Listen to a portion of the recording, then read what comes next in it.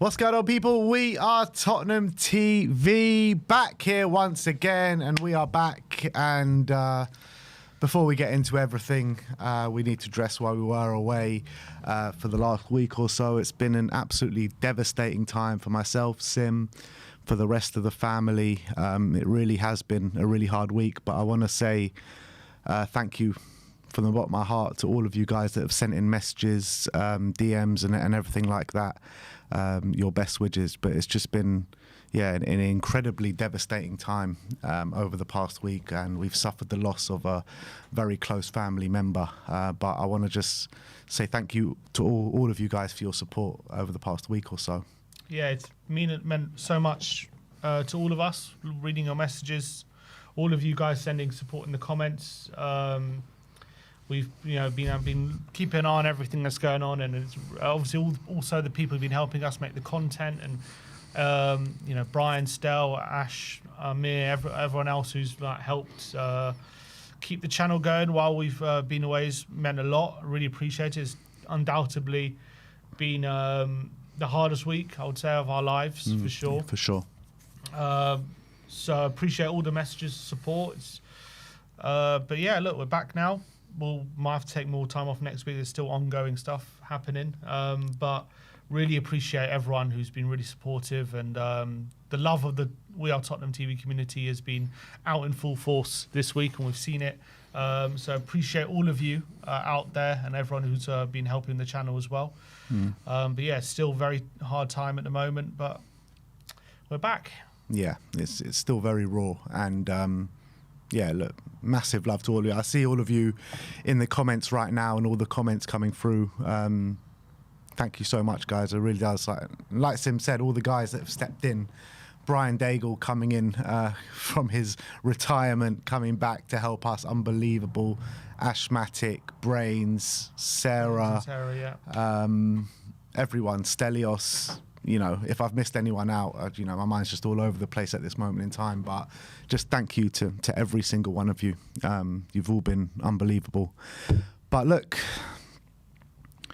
life moves on, and we need to move on. And it's just hard to take. It's just hard to take. But when I say you guys are all with us and will continue to be with us, it just means the world to us. It really does. And yeah, like Sim said, we probably will need to take some more time off next week. But for now, we're here, and we're here to cover the game this weekend. Massive, massive game.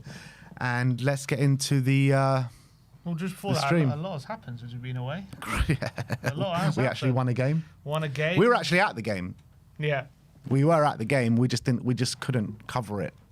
We went there, just to enjoy the game, and we didn't do any content surrounding it. We were just there. Last time we made a video, we'll probably resign to relegation. Nothing can turn this around. And Last time we did a video, I did tell you, don't worry, Sim, everything's gonna be all right. And look.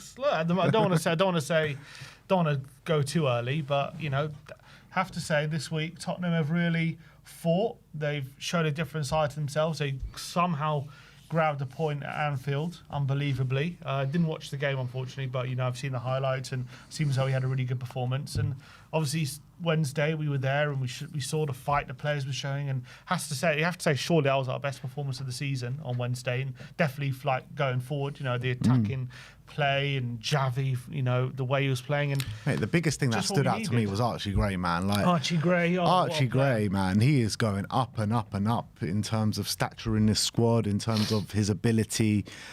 He's a proper player, Archie Gray. Absolutely, and he was fantastic. So, hopefully this week is what we'll point to as the turning point. Catalyst, yeah. The catalyst, but doesn't mean anything unless we win on Sunday.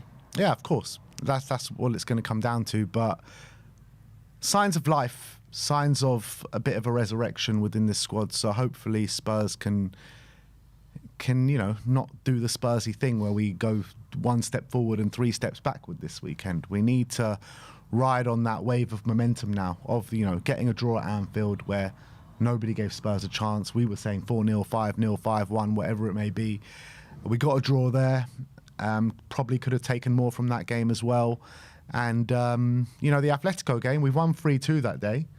But on another day, we could have gone through on the night if we would have taken our chances. So It's a shame, but we are out the Champions League, and it's just a single track focused mind on staying in this division.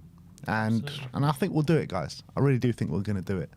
Especially with all the fans behind us, and which we'll get into all of that. We're seeing light at the end of the tunnel, and hopefully it's not an oncoming train this time. Yeah, exactly. But there has been major developments in terms of the injury news coming out of Spurs today. Igor Tudor has taken his press conference, and he said that he's hopeful that Solanke could play against Nottingham Forest, and there is hope that James Maddison could play for Tottenham before the end of the season. On Dom Solanke, he said Dom didn't train, but probably tomorrow he'll train with the team, and I think he'll be available. He had a hip problem, but I think he'll be okay. And with Maddison, he says Maddison is already doing some interesting things with the ball and sprinting. He is positive. So that having Maddison back before the end of the season would be a major boost. Absolutely. And he released, I don't know if you saw, he released a video about on his Instagram maybe of his rehabilitation and he was looking sharp. He was looking good. He was at some ACL rehabilitation centre, I think in Manchester, he said. And he was looking like, maybe it won't be too long before he returns.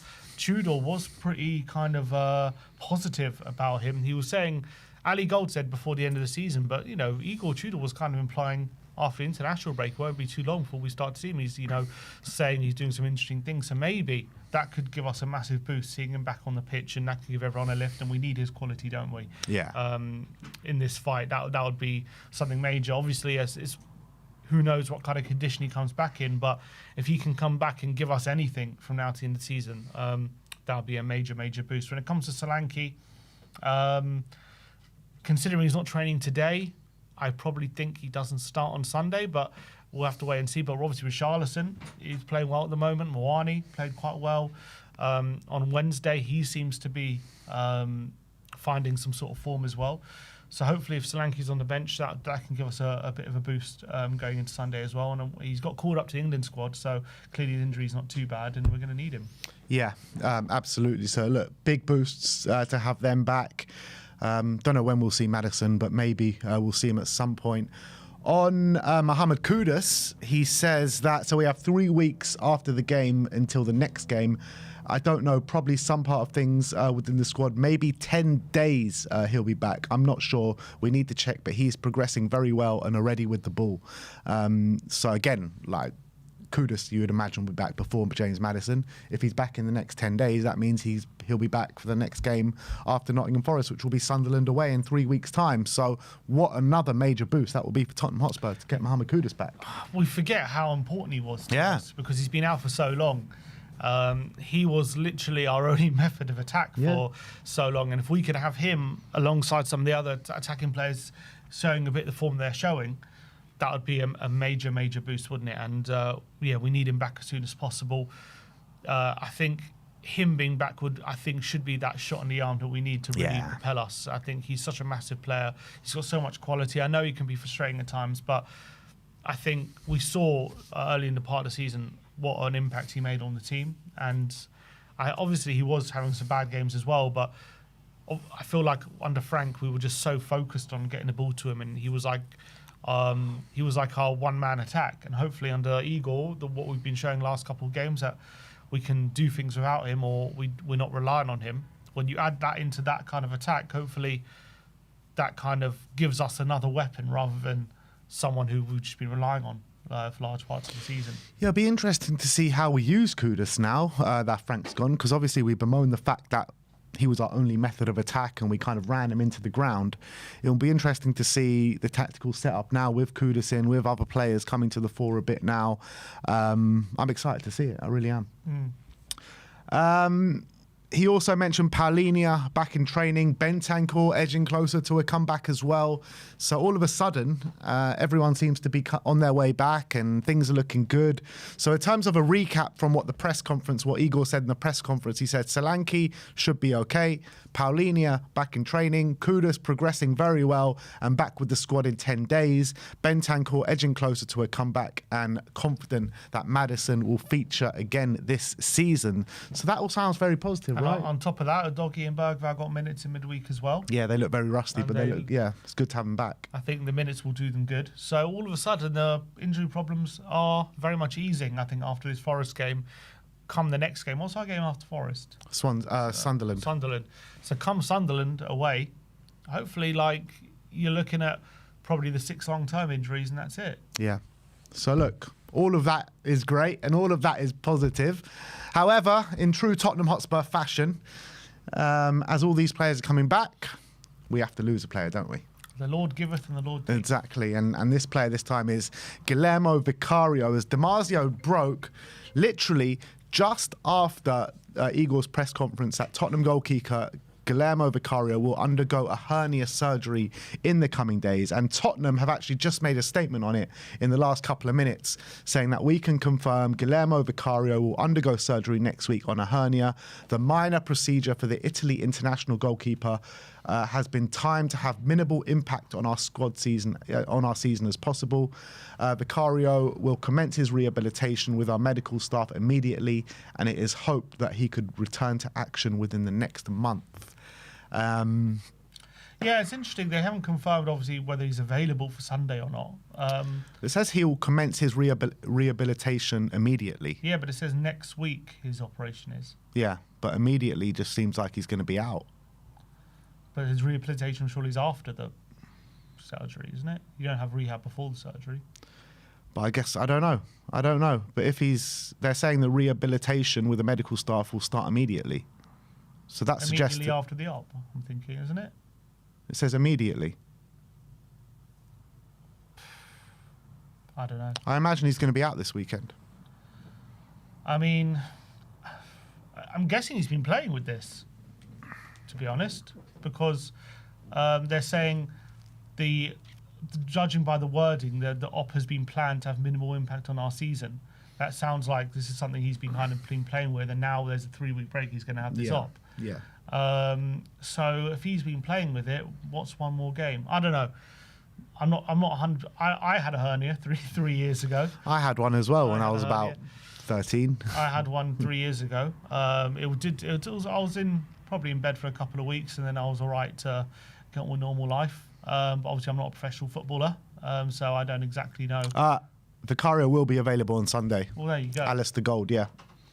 So it's not exactly great to have a goalkeeper playing with a hernia. It's not exactly like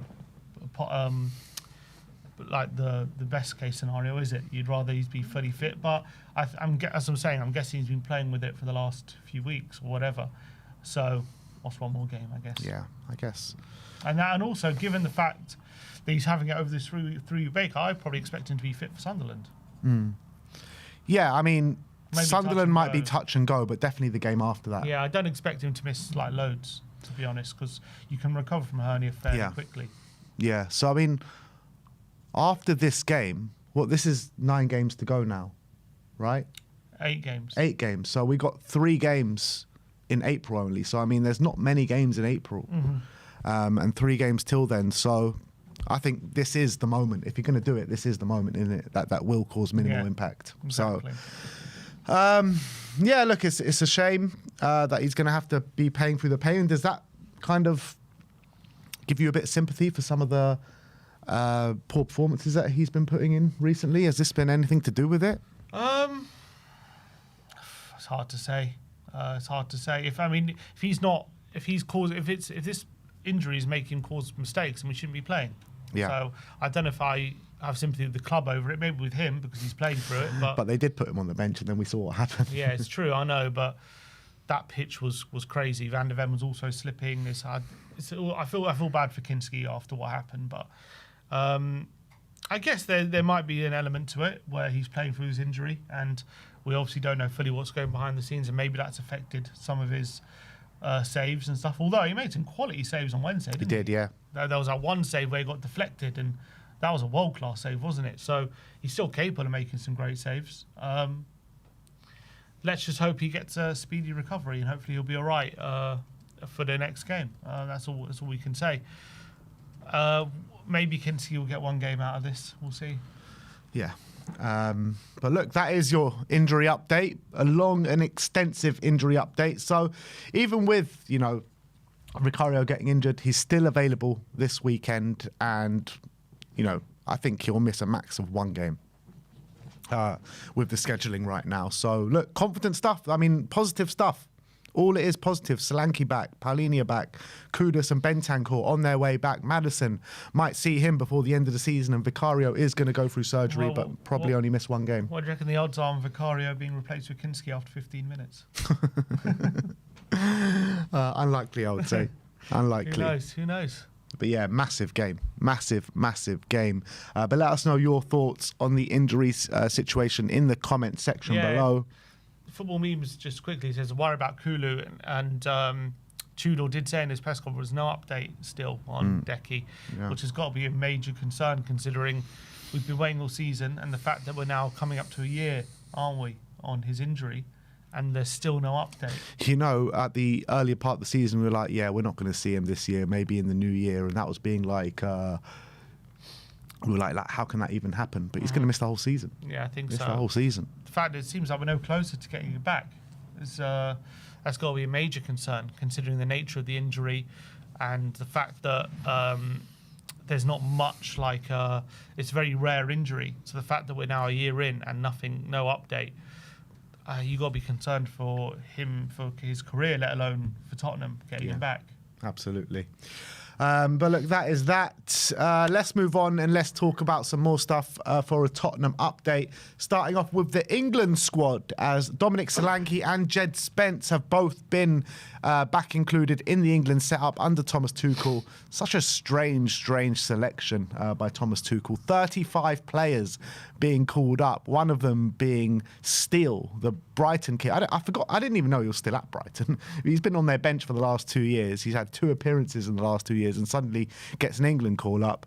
But look, congratulations to Dominic Solanke and Jed Spence for being called up again. Yeah, Solanke's an interesting one because he when he first came back from his injury, he was scoring quite a lot of goals. But he had when was the last time he actually scored? I can't remember. But What, for England? No, for us. Because he scored against City, that brace. Has he scored since then? No, I don't think he has. He has, yeah. So he's the goals have dried up a bit for him. But yeah, fair play to him. But it's a weird one, yeah, as you say, 35-man squad. So you would probably be easier to miss to not get in than players like Trent and Watkins haven't been called up, which is crazy. Which is mad to think. Surprised Solanke over Watkins, but maybe Solanke's maybe been in better form. But fair play to Dom, and obviously Jed continues his. I think he's made every squad, hasn't he, in recent times? So he's looking quite good for the World Cup at the moment. Didn't Jed get? He didn't get called up in the last couple of squads, did he? Has he? I thought he missed out. Didn't he play in the last one? Oh yeah, maybe you're right. No, you are right actually. Yeah, Jed did play. He scored in Spain. Yeah, good point actually. Solanke did score in the Champions League. But yeah, hopefully he'll play a part on Sunday.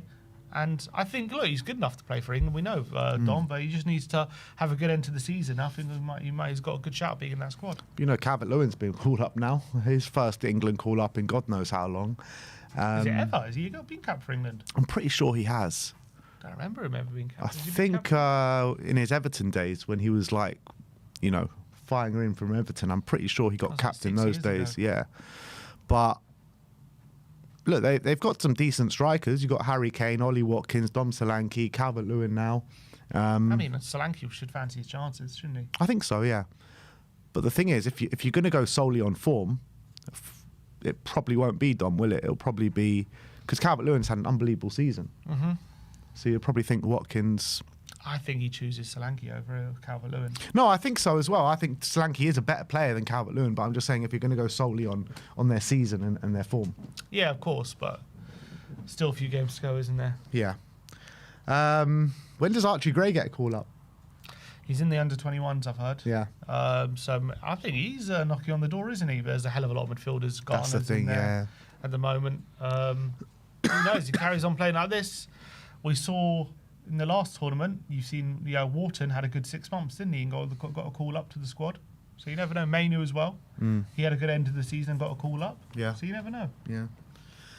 All right, so that's the England setup. Obviously, Vicario was left out the Italy setup. Kudus hasn't been called up for Ghana or anything like that.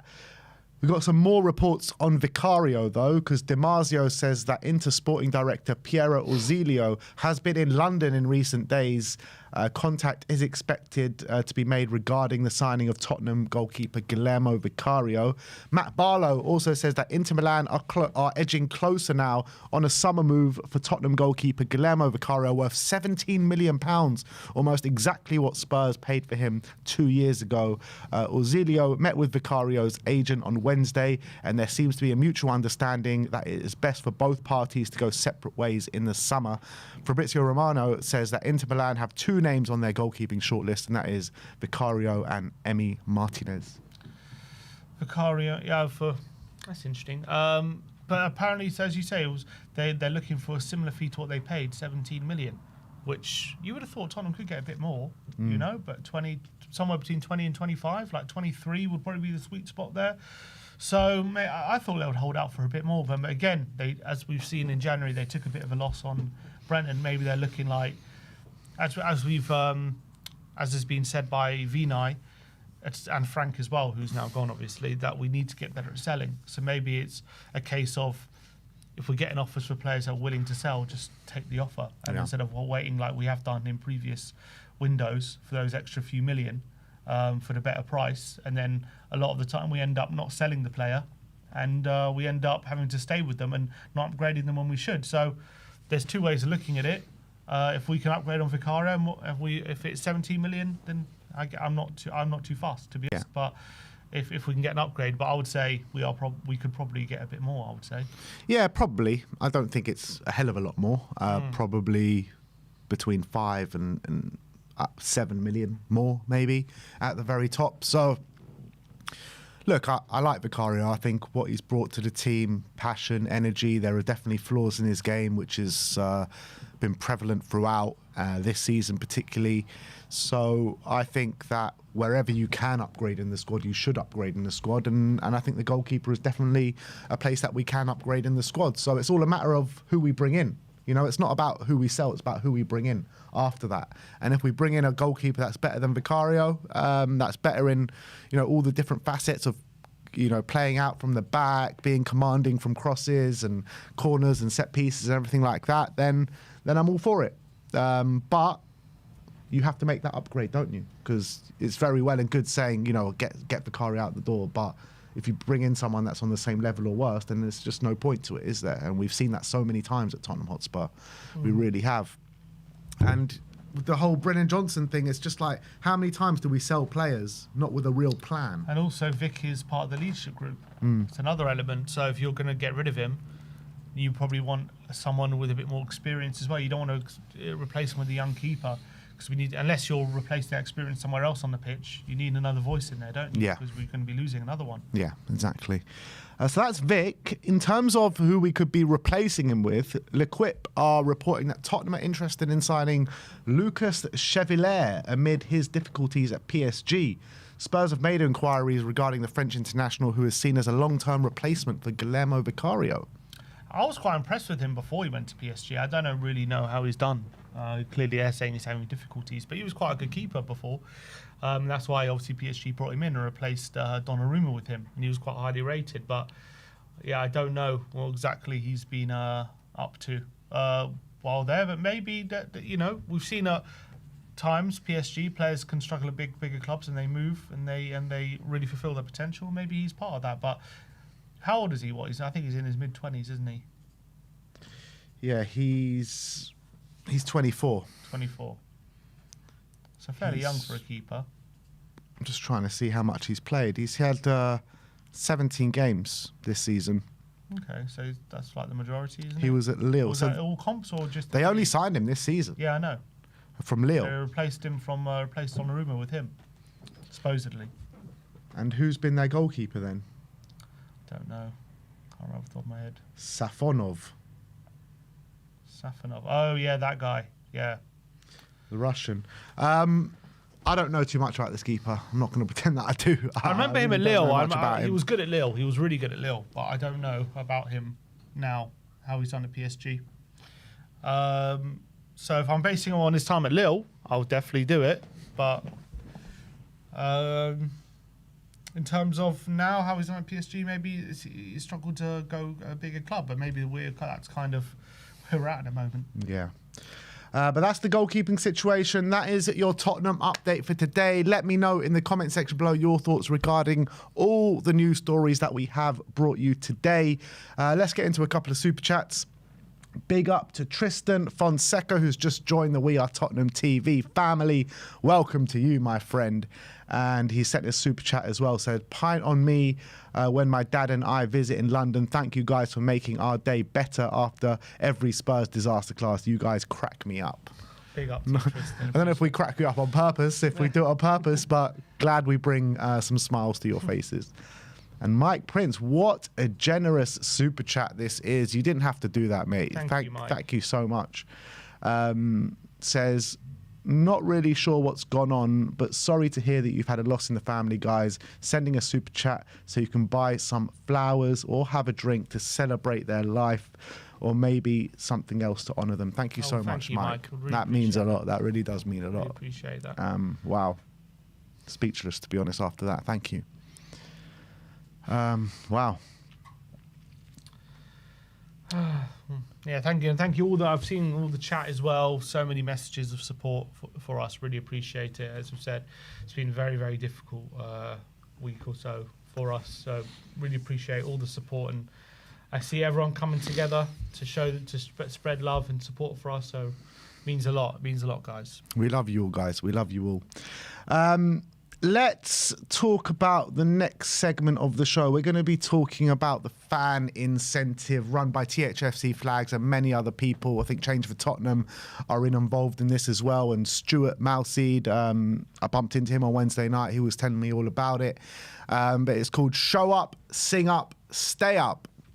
And the Spurs fans are going to be lining the streets of N17 before the game on Sunday to cheer in the coach. And I'm actually like, I can't believe this is actually taking place. Like, just, 6 months after we line the streets to bring the Europa League home, now we're lining the streets to welcome in the coach to keep us up, to help keep us up. It's just mad. But anyway, I think this is an unbelievable way that we're going to manage it from now to the end of the season. I think the last couple of games we've seen that a sense of togetherness from the fans and the players, and we're all just single track focused on trying to stay in this division.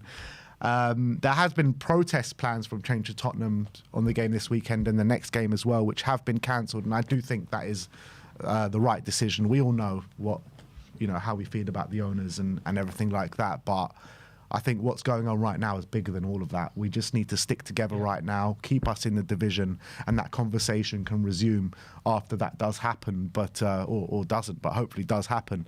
But yeah, do you think it's the right decision? Yeah, I think so. I think there's probably, you can say there's a time and place for it. I guess the counter argument would be, oh, people said that before Bilbao, and now they're saying it. Now they're saying it. Now they're saying this isn't the time or place for it. So they keep giving reasons why there shouldn't be a protest rather than reasons why there should, which is obviously how the club is run, all that kind of stuff. And I get that argument, but right now we just need to be spreading positivity. We need to be spreading a sense of unity and togetherness. And as you've said, inside the stadium, it kind of warmed my heart a lot after the game, the players getting standing ovation and how they were applauded off the pitch, even though they went out of the Champions League. And that showed to me that the fans will respond if you do show a fight on the pitch and you do show pride for the badge. The fans will respond in kind, and that's what we saw on Wednesday. And I hope on Sunday, in what is a massive game, it's kind of like a cup final in some ways. It's a relegation 6-pointer. We need every ounce of. We need to do everything we can as fans. We need to be pouring every bit of kind of passion and energy onto that pitch that we can. It starts from before the game, as from this moment here when the coach comes in, and it'll end at the final whistle and beyond maybe. And that, I think that's the most important thing. And I think there will be a time and place for protest. Maybe once we've secured safety, or come the end of the season, there'll be a time for it. But I think this game, I think everyone just needs to be on the same page. Agreed. So the initial statement back in March 19th, well, that was just yesterday. From THFC Flags was this. And if you go up to their pinned tweet, yeah, it's this one, saying Tottenham Hotspur means everything to us. It always has. Generations of us, families, friends, strangers, brought together by the same badge, the same community, the same pride, with one job: to support our team. Time for reflection comes later. Right now, we're in the running with big games ahead. So to our team, our players, our coaching staff, our team, behind the team, our club, we're not going anywhere. We are with you. From the atmosphere in the stands, the belief in the streets, to the roar the players walk out into, for every remaining minute of this season, we are right behind you. We'll be there for every step, and we'll be your 12th man throughout. You will hear us. To every single player wearing our shirt, we walk out with you, and we remain behind you, whatever may come.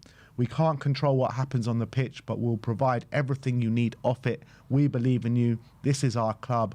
All together, always. That's a great statement. That's a great message. That's a perfect, absolutely perfect message. And a lot of players have been sharing it as well. Well, all of the players. Yeah, if you go on our likes, Sammy, on our profile, yeah, the likes. So you can see here, Gray, Gallagher. It just says the names on the top. Gray, Gallagher, Paulinia. Who else has been sharing it? A lot of, basically the whole first team squad have been sharing it around. So it's really hit the team. They've been taking notice. Porro, Van der Ven, Kinski, Vicario, Danso, Maddison, Paulinia, Xavi, Davis, Basuma, Solanke. They've all been sharing it around. So I think the players have heard it loud and clear, put it that way. They understand what the fans are trying to do, and hopefully they're responding kind. And I think well done to everyone who's been involved in getting this initiative off the ground.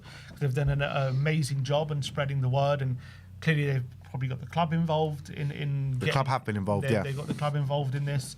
So everyone has come together, all the fan groups and the club, to try and create this siege mentality going forward from now to the end of the season. And, you know, let's get rid of this home form. Let's get rid of this toxicity. Let's get rid of all the negativity surrounding this club. And there's been a lot of reasons, justified, valid reasons for why there has been a lot of that this season. But it's time to put that to bed. It's the final stretch. This is the book. This is the tail end of the season. This is where things are won and lost. This is where things happen. And it's now time for everyone to be on the same page. And I'm so happy that the club have been have open-minded on this, and they've been willing to collaborate. And well done to all the fan groups, the THFC Flags, Return of the Shelf, and whoever else has been at the forefront of this. I think Bobby, the drummer, have been well in the forefront of it as well. Yeah, who we were with on a Wednesday night. What a job he does. Keep trying to get the chants going. So big up to all those guys who've got this off the ground and got this up and running, because it's really spread the word, and I think everyone's got on board, and hopefully it's all geared up for what should be something special on Sunday. Absolutely. So if we just go back on their X account, THFC Flags, this is what is the exact plan. So the exact plan is come and welcome the team as the coach arrives at the stadium, building atmosphere on the high road from 12 o'clock.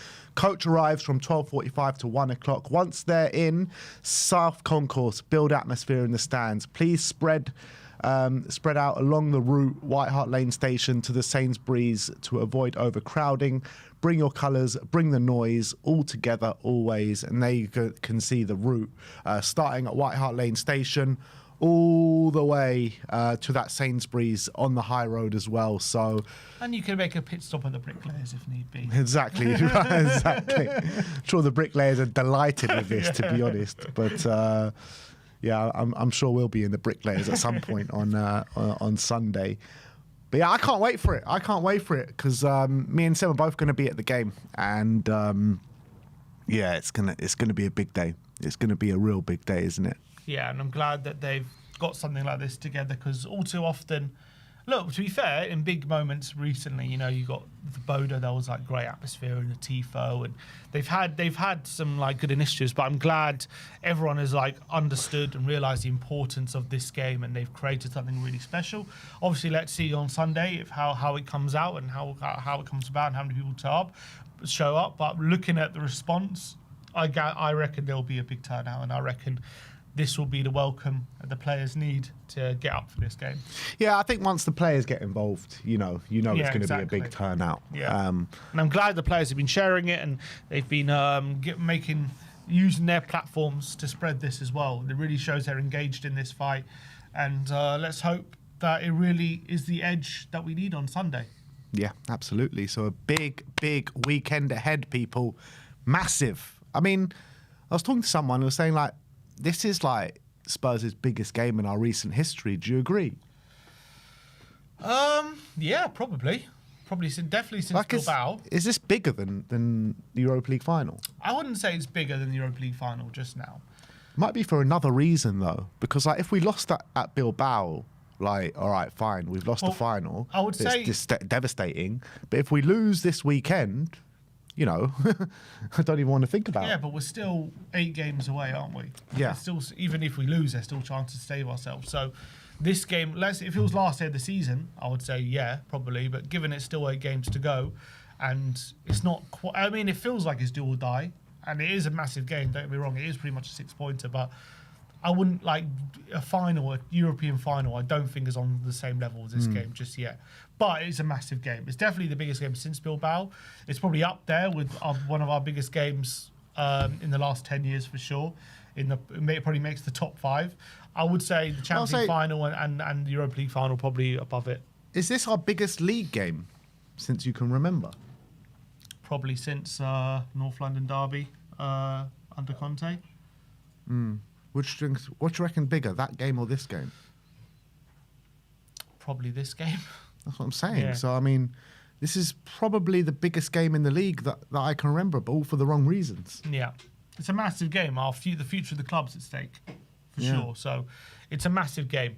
And hopefully the atmosphere is, you feel it. You feel that how big the game is when you get into that stadium, because we're going to need to be that 12th man. Yeah. Cantab says biggest game in the league since Battle of the Bridge. Since Battle of the Bridge. I mean, even Battle of the Bridge, we kind of knew we weren't going to win the league at that point. So I think this is bigger than Battle of the Bridge. Yeah, I agree. Yeah, when was the last time it was as big a game as this in the league? Crouch at the Etihad. There's some big games. Yeah, it's just one of the biggest games in our history. It is for sure. Look, hopefully we look back at this game and we end the season 7 or 8 points clear of relegation, and it's not that big of a deal. But it could this could easily go down to the wire. Yeah. This could go down to the last game very, very easily. And hopefully we look back at this game as the game we saved ourselves. Yeah, I think so. And if we can get a win in this game, then that just carries on that momentum. The draw at Anfield, the win at Atletico, the win hopefully against Nottingham Forest, and then hopefully we can get a few quick-fire wins, and that'll be that. Yeah. That's the hope, isn't it? Yeah, for sure. So anyway, if you're going to the game, line the streets, bring your colours, wear white, they're saying, and just bring your voices, people. Create that atmosphere, intense atmosphere, support for the team, animosity towards the away end, and let's support this team through this very hard time, and let's all stick together, and let's get the 3 points. So I'm very excited to get there.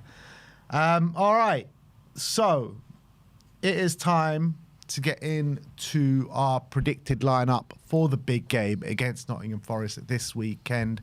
Without further ado, let's get into the team news.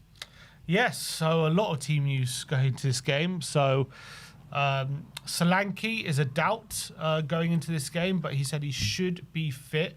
Conor Gallagher was on the bench and against Atletico with some illness, but he is, I think, available for this weekend. He's asked about Kudus. He's going to be back in 10 days' time. But Bentancur is edging back.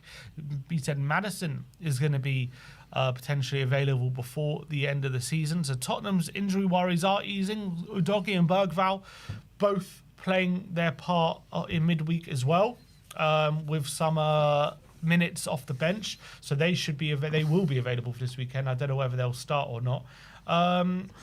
So yeah, look, some good news coming. And Vicario has a hernia problem, but he is going to be available before surgery on Sunday, and he will be playing through the pain. So it looks as though from that list, Odebear, Ben Davis probably, and Kulusevski. Apart from then, we'll probably see everyone before the end of the season. Yeah, sounds like it, which is good. Yeah. All right, well, let's get into it. I mean, the formation on Wednesday night, what was it? 4-2-3-1 or 4-4-2? Yeah, it was like a bit of a 4-4-2 with like Tel and Xavi kind of interchanging, wasn't it? Do you think it'll be something similar? Do you think he'll go 4-2-3-1 or I think it will be 4 at the back. Yeah, I think he'll keep it. I think it worked. I think we want to go at this Forest side, so yeah, I think he'll keep it. But what the makeup of that back forwards, you go with the same. I think obviously Vicario we know is starting. Yeah, that's all but confirmed. So Vicario's definitely starting in goal, and I think Pedro Porro started like right midfield last game, ish. Yeah, it was weird when he it looked like wing back, and then definitely in the second half he was definitely playing right wing for sure and part. But you look at the heat maps, it does definitely look like a back four with Dragoshin at right back. Yeah. So does he do that again? Does he move Porro back and then go with, because he's got Richarlison back now? Well, I think first and foremost, Kuti and Mickey at the two centre backs. Yeah, for sure. So they're definitely going to come in. Even though obviously we weren't here to talk about it, but Dragoshin and Danso played there against Liverpool, and we seem to have one of our better defensive displays of the season, which yeah, it's true. Take any conclusions out of that what you like. But obviously against Atletico, both Kuti and Mickey started, and they had all right games. Yeah. Doggy is back, but I don't think he's going to start. Yeah, I think he looked very rusty. Soon, yeah. I think unless he goes Spence and a Doggy with Porro on right wing potentially. I've got a feeling he's going to stick with Dragoshin at right back. I really do. I mean, but I feel like he took the first opportunity to take him off. Yeah. He took him off and then what did he do? He put Spence there, didn't he? He put Dragoshin. He brought the Doggy on. I reckon maybe he does that. Maybe he goes with that. I think he starts with Dragoshin and does it again and takes him off fairly early and brings on a Doggy. But I could be wrong. I think he wanted. I think he. As soon as he could take Dragoshin off, he did. He did, but I agreed. He did, but the reality is I don't think the Doggy's ready just Sousa's yet. there. Sousa as well. You could play Sousa left and. It's true because Sousa wasn't in the squad, but Spence. yeah. You could do Sousa that. started at Anfield as well. Yeah. Started right wing.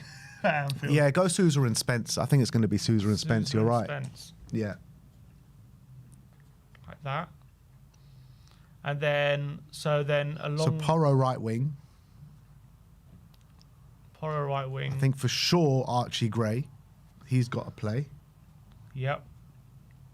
I think he keeps it Gray and Spence and Sarr. Yeah, Sarr wasn't great midweek, but he did okay. I think he did all right. I think Gray was definitely the standout. But I thought Sarr was fine. I don't think Bergval's Well, fit the enough. option, yeah, Bergvall's, Gallagher, he came on. Bergval looked very rusty when he came on. I think he's going to need a bit of time. He'll see some minutes off the bench, which will be valuable for him. But yeah, I do agree. I think it's going to be Pape. I think it'll be Pape. Connor's just not getting a look in at the moment. Well, he was ill. Yeah, it's true. He was ill on Wednesday. It's so- likely he plays.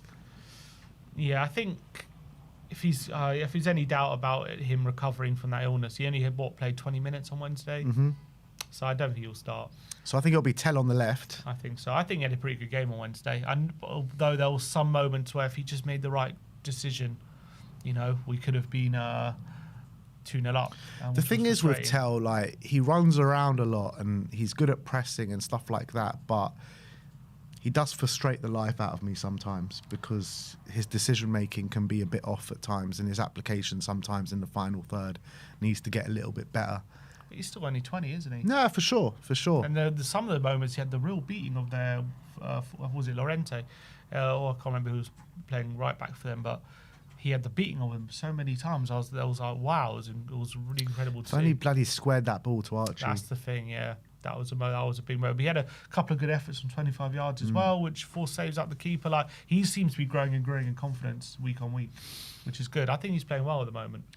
And that leaves our front two, and I think Solanke will be on the bench, so I think Yeah. it's going to be Moani and Richarlison. So no Xavi.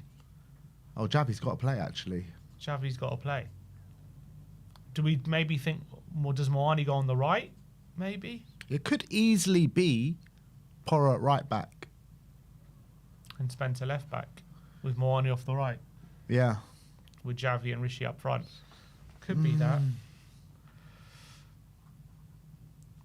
He's got to play Javi. Does he not play Moani, maybe? Just go Javi and Rishi. Or Rishi and Javi off the left. And no Tell. No, Tell and Richie up top. Tell and Richie up top and Javi off the left. The thing is, Moani started like every game for Tudor. Didn't start at Anfield though. Not Anfield, but I think he was like... Came on at Anfield and did very well, but we had no option but to start him on Wednesday, but he did score. I think Javi... He did play pretty well, actually. Javi for sure is starting this game, for sure. After that game against Atletico, he has to start. So I think Richie will definitely start because he had a really good game at Anfield. But then Moani had a very good game on Wednesday. But we also going to need some players off the bench. Can't start everyone. I think he's going to go with this lineup here. What you're showing. Yeah, that's the one I want him to go with if we're going to play this formation. Have Javi dropping in a little bit as like a false 9, number 10-ish kind of player. Richarlison up top.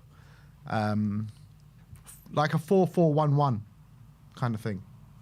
4-4-1-1 exactly, and he kind of had Tell and Javi kind of interchanging. Sometimes Javi was on the left, sometimes Tell was on the left, and they're both kind of suited to that role. I think it worked pretty well on Wednesday, and then you got Rishi up front, get those crosses into him, and then got Moani and Solanke off the bench to come on, and Bergvall as well, and the doggy, who I think will probably get half an hour. Yeah, exactly. So you're looking at all of a sudden there are options off the bench in most positions. I think Pedro Porro in this position, I mean, a lot of people have been clamouring for it for ages. Porro right wing, yeah. Porro right wing. And I've never understood why it wouldn't work because he's just got such good delivery if you get him further up the pitch. He's got that quality. He's got that X factor. But he's not a winger. No, he's not a winger, yeah. So I think he can work. I think he can work if you get players around him so he doesn't have to dribble at players. And so he gets. I don't think he can really make space for himself. He kind of needs space he made for him, kind of thing. Like you get him one-on-one with the defender, you don't really expect him to beat him. Yeah, but the thing is, get him in space. If you get him in those positions, like he could play that early cross. Yeah. And that early cross is so valuable, so valuable. And if you get someone like Javi linking up with him with a little touch and move and pass and goes, like you can get Porro around the back. You know, you can get Porro in all sorts of dangerous problems. He doesn't have to continually take on his man if he's playing on the wing. No, there are so many different ways that he can hurt the opposition. Chris Benoit says Danso for Souza, Richie for Tell. What Richie's in? Danso for Souza. What Danso left back or Van der Ven on the left and Danso? No, I don't think so.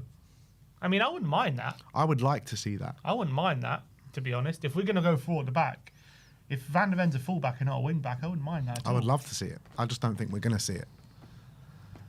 And I think we'll see this. I do think this is going to be the team. All right. This is it. The only thing I question is him not starting Moani because I feel like there's a good chance Moani starts. Yeah, I wonder where it would be unless he goes right wing and Porro shifts Porro back to right back. I think other than that, unless he doesn't start Javi, but he has to start Javi after Wednesday. He has to. He was so good. Yeah. I mean, the dead certs in this team, Vicario, Van der Ven, unless Romero, Richie's not dead cert to start, but Gray. He goes Moani. Yeah. All right, look, let's go for this, and we'll see how we go. But this is the lineup that we're going to go for. We're going to go for a 4-4-2 or 4-4-1-1 with Vicario in goal, Jed Spencer at right back, Souza at left back, Romero, Van der Ven in the centre-back positions, Porro on the right wing, Tell on the left wing, Archie Gray and Pape in the two central midfield spots, Javi in the 10 and Richarlison up top. Score prediction. We're going to win. We're going to win. I'm confident. I probably wouldn't have said that a week ago, but you know what? From what I've seen from Tottenham over the last week or so, it's given me hope. It really has. And Tudor seems to be getting a tune out of them, and he seems to get them playing a bit more football. We're creating a lot more chances over the last 2 games. That's the main thing for me. We look creative, we look dangerous, we look confident. And there's been 2 difficult games as well, like against games. 2 good opposition, you know what I mean? So I'm going 2-1. Yeah, I went 2-1 as well. I think last couple of games, Tudor seems to have gotten into them, and Tudor seems to be getting a tune out of them, and it has to carry on into this game. If we get a win in this game, that's going to be the springboard to us staying up for sure. And I'll be very confident if we win this game that we're going to stay up. So we seem to have found something at just the right time, haven't we, in this season, just to stay in this division. And it's just with it's just so Tottenham, isn't it? We lose to Palace, we lose 5-2 to Atletico. You're thinking this team has lost all belief. No one cares. No one. Blah blah blah. We go to Anfield, where even when we're good, we lose and we probably get battered. Even when we're playing well, and you're thinking no chance. It's just going to be a matter of how much. And that was the game. We turned it around and we get a point and we showed some fight. We, especially given the lineup we had in that game and we've had for the last few weeks. That was the game we somehow showed up and got a point out of, and then we fall. And we could have got more. We could have got more. We backed up with the win against Atletico, which was, in hindsight, those slips in Madrid really cost us. And now you're looking at that and thinking, if we didn't slip, maybe we could have actually gone through in that tie. But we won that game, played really well, and all of a sudden we got some momentum behind us. Now, we won in the Champions League. It was our first win since December, amazingly, in any game. But we still haven't won in the league. So, as much as there's a good feeling, we need to get that monkey off our back. We need to win. We need to get 3 points on Sunday, and to really convince everyone that this relegation, we will be pulling away from it. We need to get 3 points on Sunday. That would be real evidence of a turnaround, I think. Yeah, absolutely. So look, we're both going for 2-1. We're both going to be there at the game, and hopefully for the people that are going, line those streets, create that atmosphere, and support the team through thick and thin right till the end at that final whistle, and we'll be there for it. But let's just swiftly move into the match. I thought we already moved into it, sorry. Oh, have we? I thought we had, sorry. Well, we've already moved into it, apparently. Yeah, the match preview is... I can't begin to even explain this game is just massive, man. It really is so big. And I still can't believe it that we're sitting here on the 20th of March and Spurs and fan groups need to make an incentive to line the streets, not to go for a title, not to go for top 4, but to save our Premier League status. I know. It's just nuts. Like, I just can't believe that this is where we're at. Even after finishing 17th last season, I never thought like we would be properly embroiled in a relegation battle the way we are now. Like, it is scary stuff. 1 point above the drop. Absolutely. Look, I've come to terms with it a long time ago. This is the season we're having, and this is the relegation fight. You might have come to terms that we're actually in a relegation battle, and I have as well. But still, I guarantee. I'm talking for myself. I can't speak for you, but I can't envisage us playing championship football. No. As much as it's real that we're here, you can't actually imagine that it's actually going to happen. After Palace, I was starting to like, okay, maybe I'm going to have to get used to the fact that maybe we will be. You were searching the routes to Preston. Yeah, I was like, okay, maybe. I was like, well, what time's the EFL highlights on Saturday night? I was starting to look up these things because I was like, okay, I think we might be done here. And I think a lot of people felt that. You were looking at all the permutations. Can we play Champions League football and be in the Championship at the same time? Is it possible? How's the schedule going to work? But given what's happened this week, it's been a massive lift at a perfect time. So hopefully this can kind of kick us on. We know we have the players that are good enough to get us out of the situation. Yeah. We know we shouldn't be in this situation. We know reasons have conspired against us for us to be in a relegation fight. I think in other seasons, the season we've had would probably have us, in like mid-table or something. But because of the injury crisis, on top of mismanagement at the top, on top of bad appointments of Frank and all this kind of stuff, that has led us to us being right down the bottom, and we're a Rizzler paper away from the relegation zone at the moment. So it's crazy. It's crazy where we're at. All the things are Rizzler paper. That's what we are, and it's nuts how close we are to the relegation zone. We should never be kind of this close. Yeah. Even at our very worst, even last season at our very worst, when we were losing game after game, I think the closest we ever got was like 9 points away from the relegation zone. So to be 1 point and to also up against teams like Forest and West Ham, will also think they shouldn't be going down. They believe we're going to be in the Prem next season. They're playing like, especially West Ham are playing like at the moment that they have that belief they will not be in the Championship next season. So you're looking at it. There's no easy way out of this at the moment. But when you're in the rut that we're in, you just need something to go for you, don't you? You just need something. You just need something to go your way. And it seemed as though at Anfield, we were playing well, missing chance after chance. It looked like we're probably going to come away with some kind of credit in terms of how we played, but not the result. So the fact that we got that goal right at the end, I think gave that team the belief. Okay, we're onto something here. There's actually something happening in terms of the way we're playing and how Tudor's got us playing. That's reinforced on Wednesday with the win. So hopefully going into this game with the fan incentives that's happening, with the magnitude of the game momentum we have, and as well Forest aren't playing that well at the moment, this is a massive opportunity. Yeah, I think Forest will be really upset with the way because they haven't got that new manager bounce under Vitor Pereira, just like we didn't get that new manager bounce under Igor Tudor. I said to you at the Atletico game, we've got that delayed new manager bounce now with the result at Anfield and a good performance and a win against Atletico Madrid, albeit not going through. But do you feel his job's still on the line in this game? I think the last 2 games, it's moving in the right directions. Look, I think if we lose this game, it's a massive step backwards, and I think his job will be questioned. I don't know if he'll be sacked, but it'll be massively questioned. You can't lose this game, no matter what. This game you cannot lose. Like, if we lose this game, that is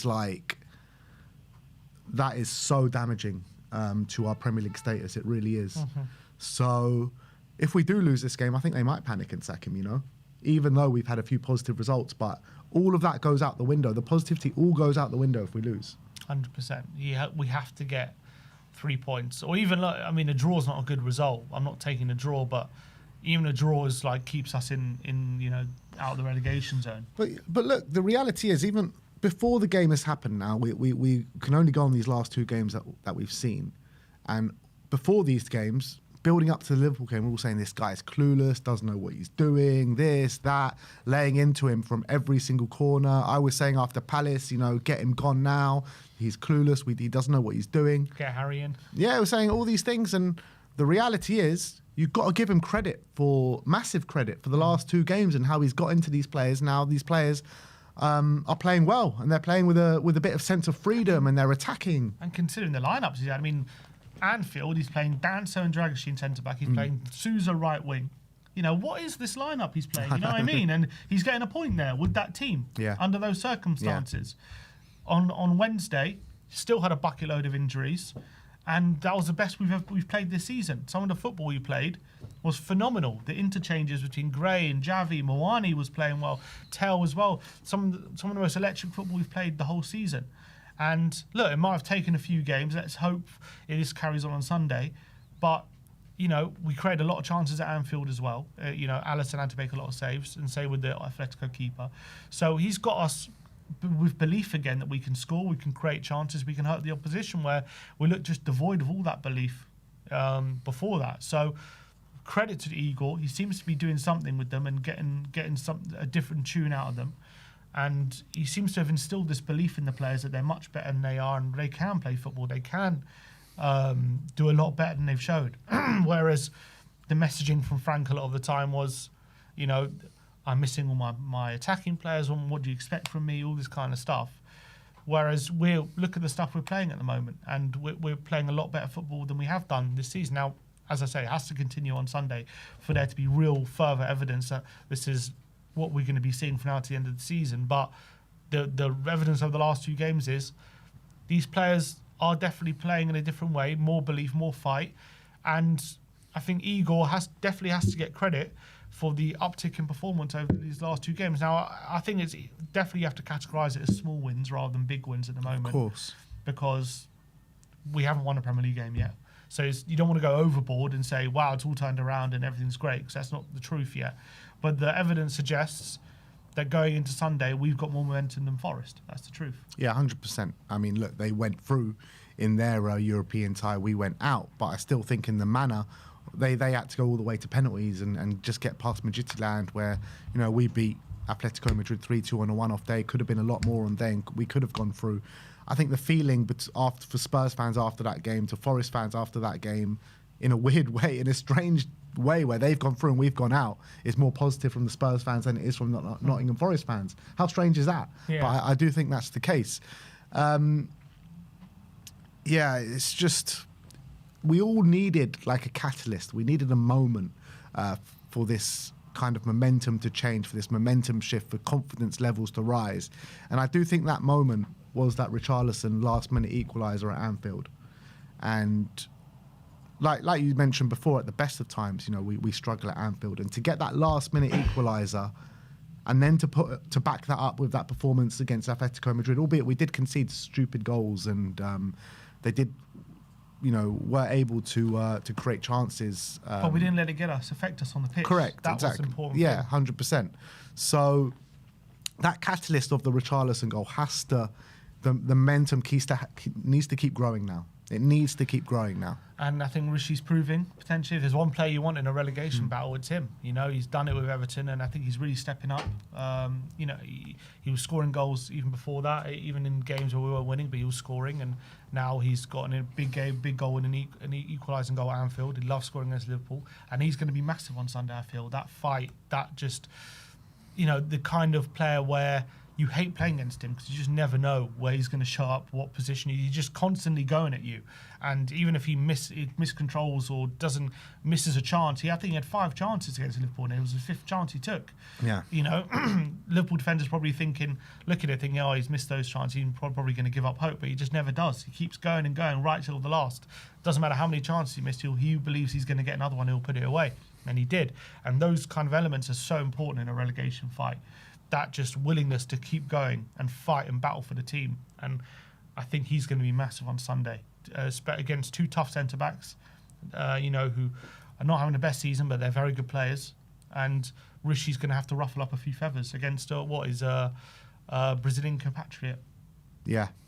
Murillo. But, you know, the kind of sad story on the flip side of that, as much as, you know, we're speaking with confidence, we think we're going to go against Nottingham Forest to win the game, there is the Morgan Gibbs-White situation looming over our heads, isn't there? Mm-hmm. If Dr. Tottenham, let's not, I don't even want to mention that, but, you know, that is something to mention, isn't it? Because Gibbs-White, we all know what happened in the summer, and the story's there to be written, unfortunately.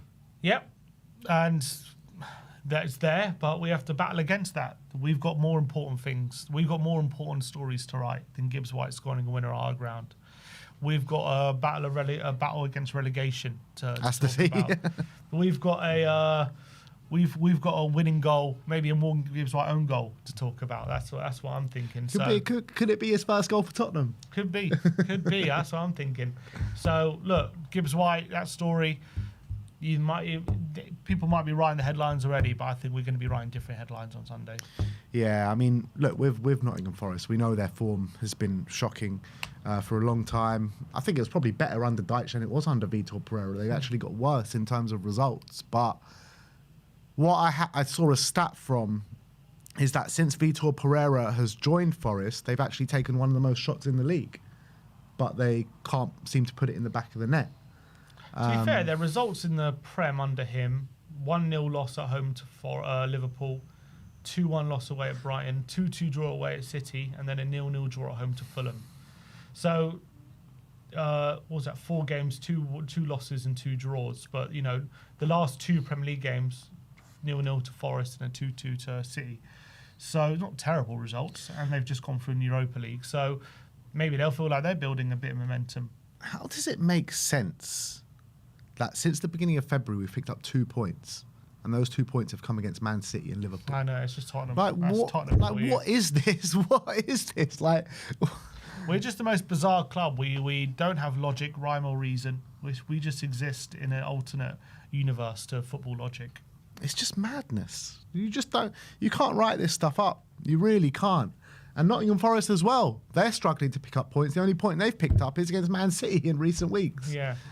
So I don't know what to make out of it. All I know is that we got to go there as a united club, from fan base to players. Everyone has got to be pulling in the same direction this weekend. And I'm sure if that big atmosphere is what I think it's going to be and what everyone's saying it's going to be, then we're going to win the game. We have to win the game. There's nothing else we can say. Yeah, for sure. And I think Forest being this bit more expansive team, a bit more attacking team, might play into our hands a bit. Yes, it's going to put our defence under a bit of pressure, but also means there should be more spaces for us. And I think you look at their kind of defence, and they've been leaky. I know we've been leaky. I know we've been bad, all this kind of stuff. But I think our attack will look at what they've got to offer and be thinking, we can have a go at these. Yeah. Like the way Xavi was playing on Wednesday, you know, he's got to be thinking, I've got to ride this momentum. I've got to be in the rhythm that I'm in. And I think the attacking players we've got, off the back of some, you know, Richarlison getting goal, all three of them have scored in the last 3 games. Or 4 games, because Solanke scored against Atletico. Yeah. So Solanke, Moani, Xavi, and Richarlison have all scored in the last yeah. 4 games. So that's, I think, massive going into this game on Sunday. Yeah, it really is. Oof. I never thought a Forest game at home would be so big, but here we are, and looking very much forward to it. Archie Gray is going to be absolutely massive. Let's hope he can continue the form. Like the form this guy is showing, like it's really kind of now you're really starting to see why we spent all that money on him.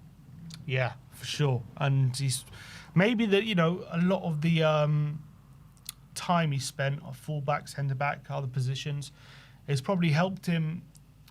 It's probably not helped in how to play in midfield, but it's probably helped develop other sides of his game he wouldn't have developed as much if he's only playing in midfield. And I think the way he played against Atletico, such maturity. Yeah, but the physicality, the little touches. You know, he got an assist for Xavi's first goal, and then he also brilliantly played a role in the when Porro got that chance. He was brilliant in that moment, and as well when Tell had that chance to make it 2-0, he was amazing in that moment as well. So he has been phenomenal in recent weeks, and he was a brilliant performance from him. Ali Gold, I was watching his video saying, does Archie win our player of the season? I think he might do, you know. One good game, no.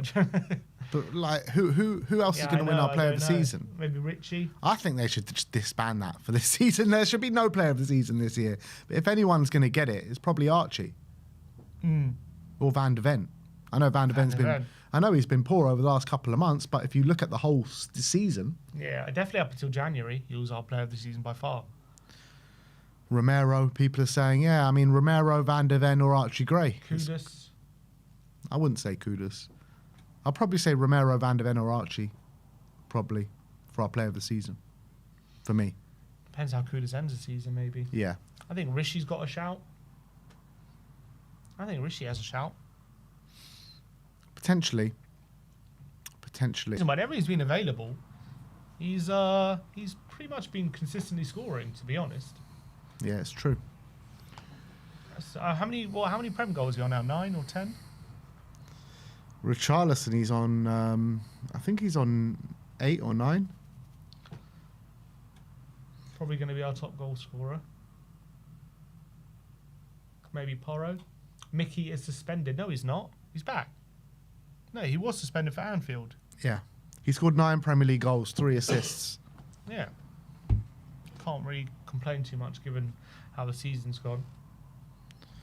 So if he scores 2 more, that's equalled with his best ever Spurs Premier League season. He got 11 in the 23-24 season. So he's going to get more than that. He's going to break it. Yeah. He'll get 13, 14. And his most assists ever was in that season as well, which was 4, and he's on 3 already. But he only played 27 that season. No, he played 28 that season. Yeah. So he's only 3 appearances behind that. Yeah. So this is his most available season as well.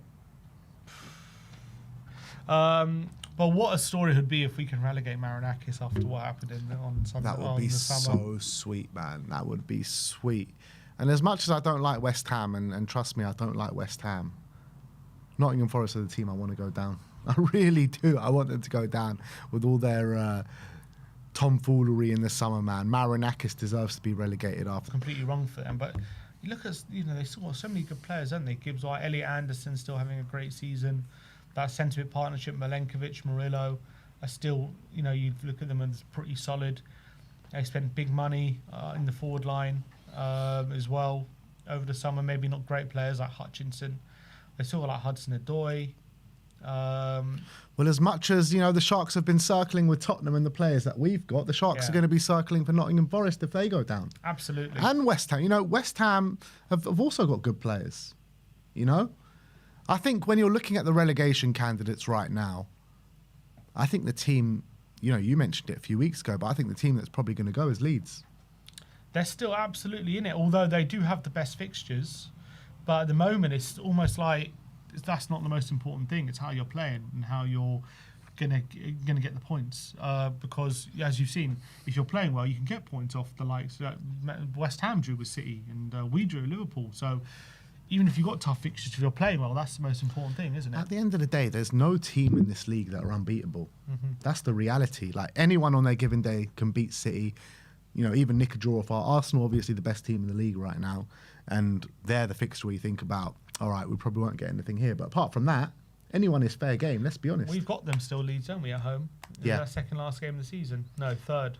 Third last game of the season. Yeah. So that could be a massive game as well. So I think Leeds are definitely still in it. I think Palace probably just enough now. They've probably just got just enough points to be all right. Although we predicted them to really struggle, I think they should be okay. So I think West Ham, Forest, Tottenham, Leeds is a 4-way fight. But if Leeds don't get a win this weekend, they go to Manchester United away next in the league. They could very well be in the relegation zone in a couple of weeks' time. It's not beyond all realms of possibility at all. Absolutely. And then Man United next. Who do we have? We've got Sunderland away, not easy. Forest have Villa. West Ham have Wolves. Yeah, for sure. For sure. They could be in the relegation zone. That's what I'm saying, yeah. Then next but they do have Wolves the following week. Wolves are one of the best teams in the league right now. We have Brighton. Forest have Burnley. And West Ham have Palace away. Again, everyone's got decent games. I think there's going to be a lot of toing and froing. Yeah. But I'm hoping if we win this weekend, I don't think we will be in the relegation zone at all this season. If we win this weekend, is a draw at Sunderland a good result? Probably. Probably. So I'm looking at, because we got Brighton and Wolves coming up. Well, we've actually got some form teams coming up, don't we? Because we got to play Brighton, we got to play Wolves, we got to play Chelsea. I know they're not a form team, but Chelsea away, and Everton last game of the season. I mean, Everton, Wolves, and Brighton are some of the the most unformed teams at this moment in time. See what form they are when they play. That's true. Because you're not playing them now, we're playing them then. We've got Villa. We still got to go to Villa Park and Stamford Bridge. Yeah. Are we mad if we get results in those kind of games? Yeah, we can't get results like home to Palace or whatever. Look, if Chelsea are still in the moment, that Chelsea game is going to be massive because we're going to need it to stay up. They're going to need it for that top 5 race. That is going to be a major game. Yeah, but our team's going to be in a stronger place then, isn't it? So it's a weird one where when teams are facing us right now, I think they're facing us confident because of how we've been this season. Yet we've obviously been, for large parts of the season, ravaged with injury. All of a sudden, when you're coming up against us late in the season, we're going to be near full strength. Players back, Kudus there, Kudus back, and we're going to have maybe other players more in form, like Xavi and whatever. It could be a different Tottenham they're playing. Yeah, and it could be. Maybe teams can underestimate us. Yeah, I do think these players are going to need time to get back to full fitness and everything like that because they've been out for a while. Like, you're talking about 3-4 months Bentancur, 3-4 months Kudus. But we're not in any other competition, so Yeah, but these guys are going to need a few games to get back into the swing of things. I'll imagine.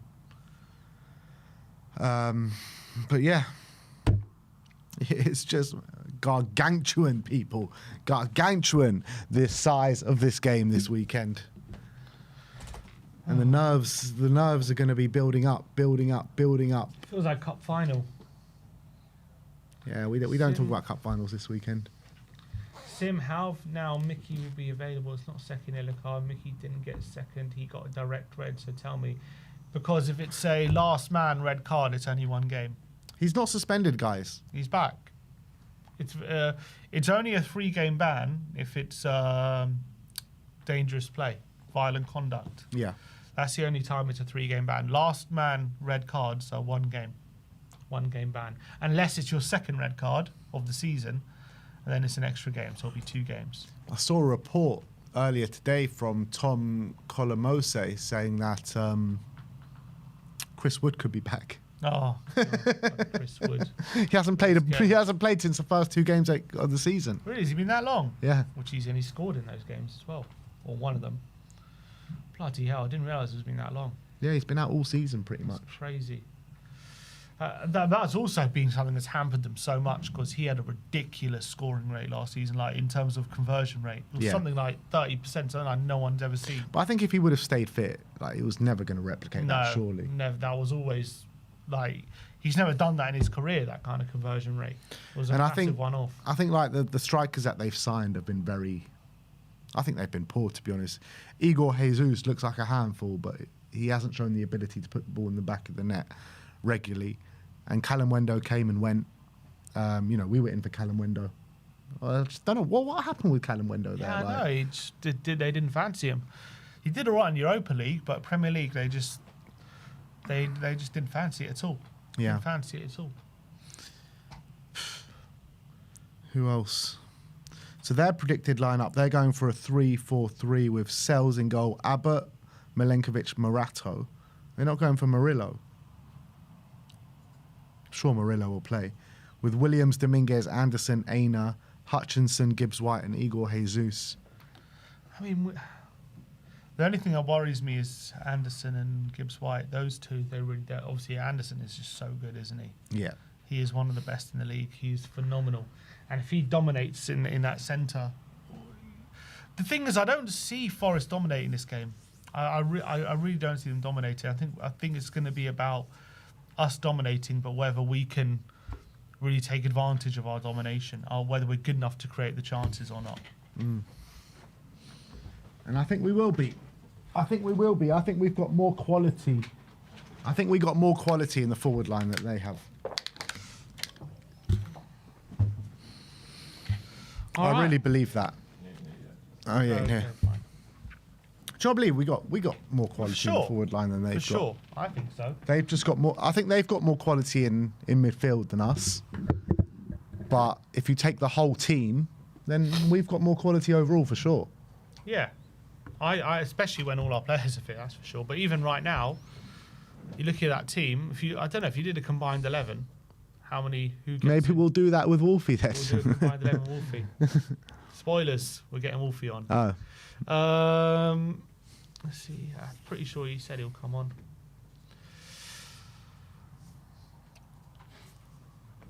All right.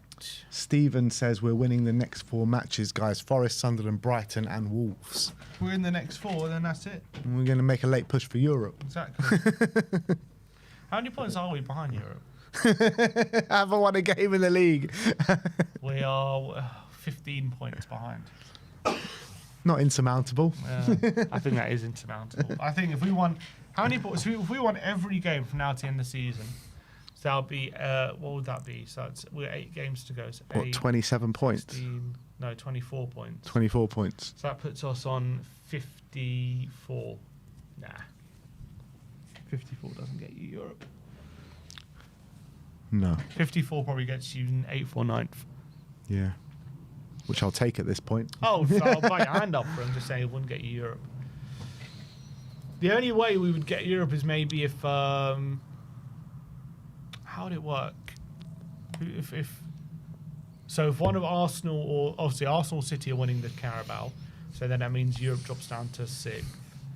Then maybe one of those two again win the FA Cup. Anyway, drops down to 7th. You know, it shouldn't even matter where we finish this season, right? As long as we stay up, because we should be having a parade down Tottenham High Road at the end of this season, celebrating the title win that we had 8 years ago, whatever it was. Because Chelsea, those bloody Chelsea bastards, basically getting punished for cheating in that season. Exactly. What? In that season, you've just seen the title getting stripped from Senegal and giving it to Morocco. The title should be stripped of Chelsea, and the title should be coming to N17. We should do an open top bus parade, and they should be awarding us the Premier League title. Absolutely. Where's our title? It's absolutely. It's a joke, man. What, they get fined 10 million? What's that going to do? They've stripped Senegal of their title and given it to Morocco. So it's time to right all the wrongs of what's been happening at Chelsea. And exactly. The Premier League. Relegate them. Strip them of all titles that they've won since then. Give it to all the runners up, and then everyone can be happy. You know what I mean? Like it's just a joke that what's come out with Chelsea. Absolutely, I think they've gone way too lenient on them. Way too lenient. They should be. They've got a suspended transfer ban. So I'm guessing that means that it's not even coming into effect unless they do it again, and they've been fined 50 million. Why is there not? Is it 50? I thought it was 10. 40, was it not 47 million, Sammy? Yeah. 47. Okay. I mean, it's quite a hefty one. I think it's the biggest one in history. But still, no points deductions, no actual transfer ban that's being implemented. Just a £50 million fine.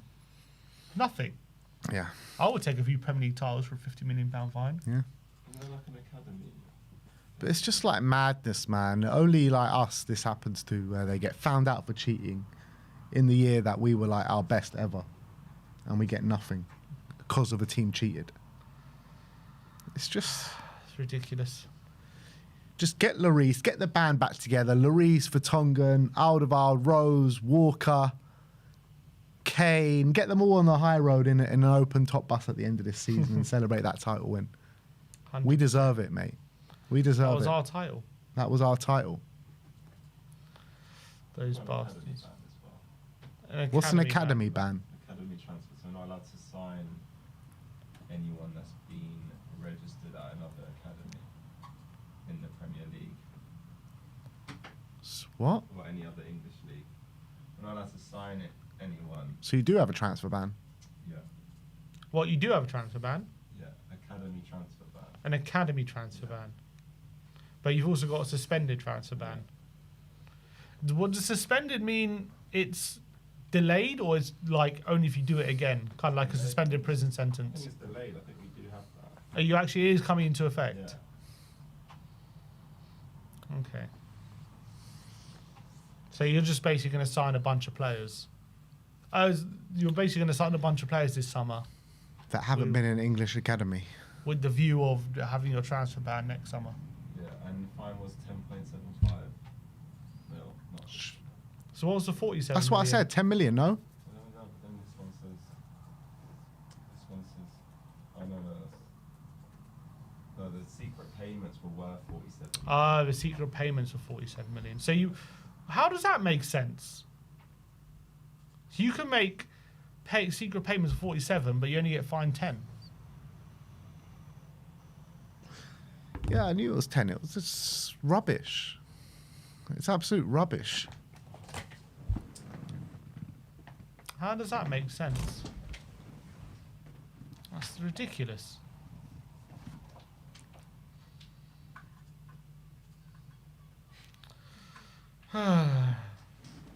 Chelsea cheat their way to titles, and we're the ones that suffer. They get absolutely nothing. What's 10 million? We're always the ones that suffer. What's 10 million? Nothing. And this goes back to the bloody start of football in the 1901, 1900s, or whenever it was, when Spurs get cheated out of the league because Arsenal get voted into it. It's all a bunch of nonsense, mate. Why are we always the ones to suffer through all of this? Cursed. You know what I mean? Club. We even fight tooth and nail to finish in the top 4 one year. We get there, And we're still not in the Champions League the next year, because Chelsea win the Champions League. And what happens after that? They rewrite the rule book, because they said it's not fair on the team that's fighting tooth and nail to finish in the top 4 to not be in the Champions League. No, the worst bit before is the same thing happened a few years before, and they allowed both Everton and Liverpool in the Champions League. Yeah. And then it happened to us. They said we're out, and they changed it again to say, okay, they're back in. Couldn't write it. Madness. Absolute madness. That's why any kind of win that this football club gets should be given extra gravitas than anyone else, because we're fighting against everything. Oh man. They should do a Spurs. They should. I think that's right. They should have one just title decider between and get the players out from retirement. Just have a title decider. Spurs against Chelsea. Spurs, Chelsea, old boys. Chelsea shouldn't even deserve to play that match. They don't deserve it. They should give it to Tottenham. Apparently, Toby was on the other game Wednesday. We missed him. Yeah, he spoke before the game. I saw him speak. Yeah. It makes me feel old though, man, with all these players. Like Dele Alli was there, Vertonghen was there a few weeks ago, and now Toby. It's just like they're reeling them all out now. I know, this is where we're at. This is the age we're at. They're now legends that come out and talk to. It's mad because when you see like all these guys, and then you'd see like Dad next to our son was like, oh, I remember them playing. Now it's us saying, oh, you remember these guys? Mad, innit? God. Oh. Is he coming? He said so. So let's give him a minute. Okay. He's coming.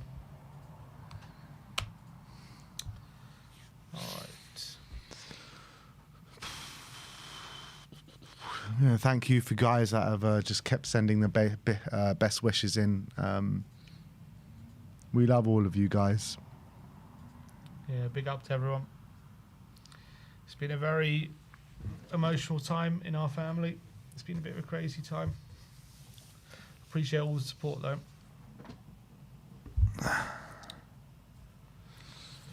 What else is going on? What are you guys saying? We're just waiting for the last segment of the show, and then we're going to crack on with it.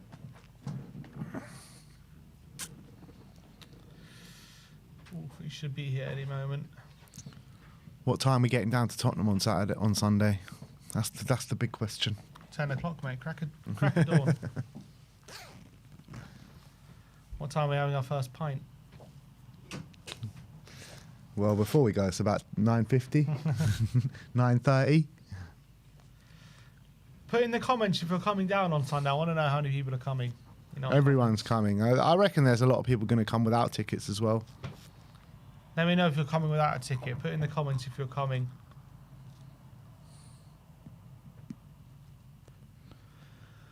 I want to see how many people watching are going to be there. Everyone's going to be there, Sib. Cantab is going. Cantab. Come on. Have we ever met you, Cantab? Wibbers. He's going to be there. Come on, anyone else? Just two of you?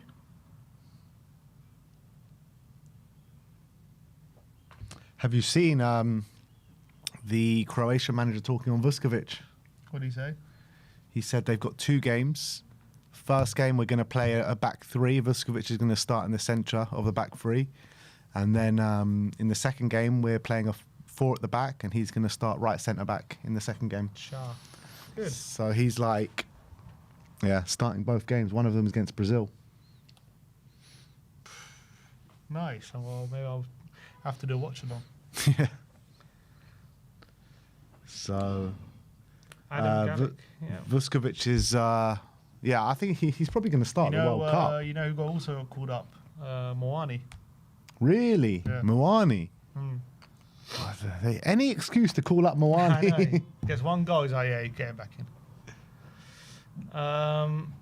Tell says, I'm going there with no ticket. Oh, no. Is everyone getting there super early? Is everyone lining the streets, taking their flares, their scarves, their flags, their voices? Everyone's got to be there early, people. Everyone's got to be there early. Here he is. And why do we need to be there early? We need to be there early to put this Nottingham Forest side back in their place. Move your leg. Here comes trouble. Because this game's going to mean a lot. But it might mean that just a little bit extra for Mr. Wolfie from Forest Fan TV, because he and his brother are going to be going head-to-head this weekend. Let's bring him on and let's see what he has to say for himself. Wolfie. Good to see you, my friend. How are you boys doing? Well, welcome to the mud fight. Welcome to the mud fight. We've been in the mud fight for a while now, I think it's fair to say. We're not new to this now. We've been hardened by it. Yeah, you've got more recent experience than I have, last season and this season now. I'm surprised you can still show your face, Wolfie, after how mudded Brentford did of you, how they did you dirty on their big screen. I got sent that so many times, yeah. But if they'd done what I'd expected them to do, we'd be having a nice quiet chat. You were the last clip on that whole VT. Yeah, with the shut up afterwards as well. Shut up. Well, you know what it is. That's probably Brentford's biggest trophy because they've never won one, I don't think, in their club's history. So, they'll put me in the trophy cabinet now. But yeah, boys, it's been an interesting ride since I know we've been speaking off air quite a bit, as I did promise you last time I was on that we will end up ahead of you. I think you were like 3rd or 4th in the league at the time. Let me remind you, Wolfie, we're still ahead of you. Correct me if I'm wrong. Yeah, but not for long. Not for long, huh? Not for long. So it all comes to a head. I think this game's being a bit too overhyped. I'm hearing a lot of people say they think whoever loses this is down. I still do. That's not how it works down these ends. So it's but it's a big game. It's a big game. I think it's more important we both need the 3 points, but if you guys lose, I could see going into a tailspin off the back of this one. Some people saying, well, I think everyone's saying this is the biggest Spurs Forest game since '91. I think it's maybe the biggest game in your guys' living memory. Bigger than that Europa League final last season. No, not bigger than Bilbao. You wouldn't know about Bilbao, mate. You wouldn't know about Europa League. Well, I would know about winning trophies. But, okay, let me ask you this, boys. Would you give up that trophy to stay up this season or keep it and get relegated? I'll keep it. I'm not sure. I'm not sure. I'm not giving up no trophies, mate. We won those trophies fair and square. Ben, you're not sure? I got you a little on the fence there. I'm not sure, man. Like, I can't get relegated. I cannot get. I would have taken a Champions League for relegation, but I'm not sure a Europa League. Interesting. What about you? Like, you were in the Europa League still. Would you take the Europa Premier League, man? Just about. Would you win the Europa League and get relegated? No. No chance. No chance. Like, Europa League to me doesn't even hit the top shelf of our trophy cabinet. I know it's quite high up on yours, but like for me, it's the Europa League. I'll take it, don't get me wrong, but if it's either or, I'm taking the Premier League all day long, man. But how's it come to this, boys? How are we talking about relegation and championship? I thought that was behind me, man. It's mad. When you cast your mind back to the end of last season, we've just won that trophy in Bilbao. You've just bottled the Champions League and ended up in the Europa League through the back door. I like how you brought that one in. Thank you. Through the Conference League, by the way. You're supposed to be playing Conference League football this season. But anyway, that's by the by at this moment in time. Like, how are we in a situation, both of us, where we're sitting here 20th of March and we've got like a relegation 6-pointer on our hands this weekend? It's just mad. If we're being honest and banter aside, both our clubs have acted like clowns this season. Yeah. I think we're almost trying to outdo each other on the clowniness, if that's such a word. You still backing Mr. Marinakis? Nah, not Marinakis, man. Marinakis. Marinakis makes mistakes, but why I love Marinakis is when he's making running your club. mistakes. You just said it's a clown show. What do you mean? He's the one making Yeah, the the way decisions. it's been. I'm specifically talking about the likes of Edu. I'm specifically talking about some of the Edu, managerial decisions. Who hired Edu? Marinakis. Okay. But again, he's rectified it. He's sacked him. So rectification done nice and quick. So it's not been made official, but it's as good as done. But Yeah. we've been clowns off the pitch. We had the whole Nuno thing at the start. We took your boy Ange, then Sean Dyche. I saw you dying for Ange Postecoglou back a few weeks ago. Oh yeah, I was dying for Ange to stay as soon as I heard Dyche. I think I told you. I think it was happening about because we had Sean when we played you, didn't we? I was like, give me Dyche, give me Postecoglou back instead at that time. But I'm so glad Dyche is gone. He's dire. And then I heard you guys tried to get Dyche. And is it true he rejected you? Like Those were the rumors. Those were the rumors. But I don't know what would be funnier: you getting Sean Dyche or Sean Dyche rejecting you? Because that's the new low, man. If Sean Dyche is rejecting a so-called Big Six team, man. Oh, no words. I was delighted to he wasn't going to be our manager, but the fact that he reportedly rejected us is a new level of embarrassment I'm not sure I was ready for. We're just trying to outdo each other, boys, with the embarrassment this season. We really so are. I saw you pop in the champagne when Dyche got sacked, but you haven't won a game since. We won yesterday, mate. Okay, you won in Europa League 1 game. 2. What other game? Well, you won on penalties. You went for penalties. We also beat. Who did we beat in our last? Oh, Fenerbahce. Fenerbahce, yes, thank you for remembering my club better than I do, man. Okay, so you haven't won a Premier League game yet. And when was the last time you won a Premier League game? No, not talking about us. We're talking about you. This is a severe mud off, man. It really is, boys, man. And I'm glad I've dragged you down to my level, right? But look, joking aside, my point is, have things improved? Do you think since Dyche have things improved? Yes and no is my honest answer. I like his tactics better than Dyche's tactics, but Sim Ben, I'd put either you in charge and I'd prefer your tactics to Dyche's tactics, right? So it's not really a high bar that I'm setting for Pereira. Where the issues have remained the same under Dyche, under Pereira, under Ange, under Nuno for the first couple of games, is these guys just don't want to score at home, man. You know what I'm saying? They like to go away from home, get a few goals, and at home, terrible. We've had 99 shots or over 100 shots in our last 5 matches at home and scored 1 goal. It's beyond embarrassing. I think I could gather us 3 up and a few more YouTubers, give us 99 shots at the City Ground. I'm pretty confident we'd score at least 2 goals. So it's been atrocious in front of goal. However, the rest of the football has been pretty good. You can see a style of play, you can see some tactics, some balance in the team. It's one of those ones where, the football cliche you can see it's gonna click with time. We just need a team that's willing to concede goals against us. And then the rest of the players there, where we're struggling is in that final third. So I'm hoping Dr. Spurs turns up on Sunday. So that might be what happens. But I just think this is gonna be a horrific game. I'd rather we just didn't play it, to be honest. Is Chris Wood back? I've heard rumours There's rumours he's back, There's rumours he's back. If he's back, it's a different ballgame. It depends how fit he is. I mean, he's been out since 8 games into the season, so his match sharpness will be nowhere near ready. So I wouldn't. He'd probably. Having said that, I'd probably play him with 1 leg in terms of some of the strikers we've got right now that are not bagging goals. So yeah, I don't know how this goes, boys. I'm not coming here with chest out like I did when I predicted we'd win 3-0 last time, and you guys giggled, and it ended up being 3-0. But I still think we will win this one because I've heard a rumor. I've just had a message saying that Vicario's out and Kinky is in goal. Vicario's going to be playing. He's going to be playing with a hernia, so whether that's good or not, I don't know. Trooper. So don't bump into his hip, and we should be fine. If Ryan Yates plays, he'll be all over that. But I don't know. Look, I've been watching your games. I've been enjoying your guys' content as always. Big up the Stellegation and all that.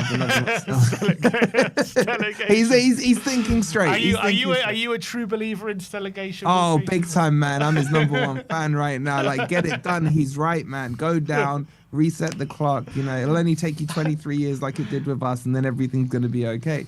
So I just think, boys, like, let's just get to 4:50. I don't even know, why is it 2:15 and not 2 o'clock on Sunday? Even that feels weird to me, but it's just weird. But yeah, I feel the depression in you guys. But I have seen this funny bounce back from the Spurs fan base this week.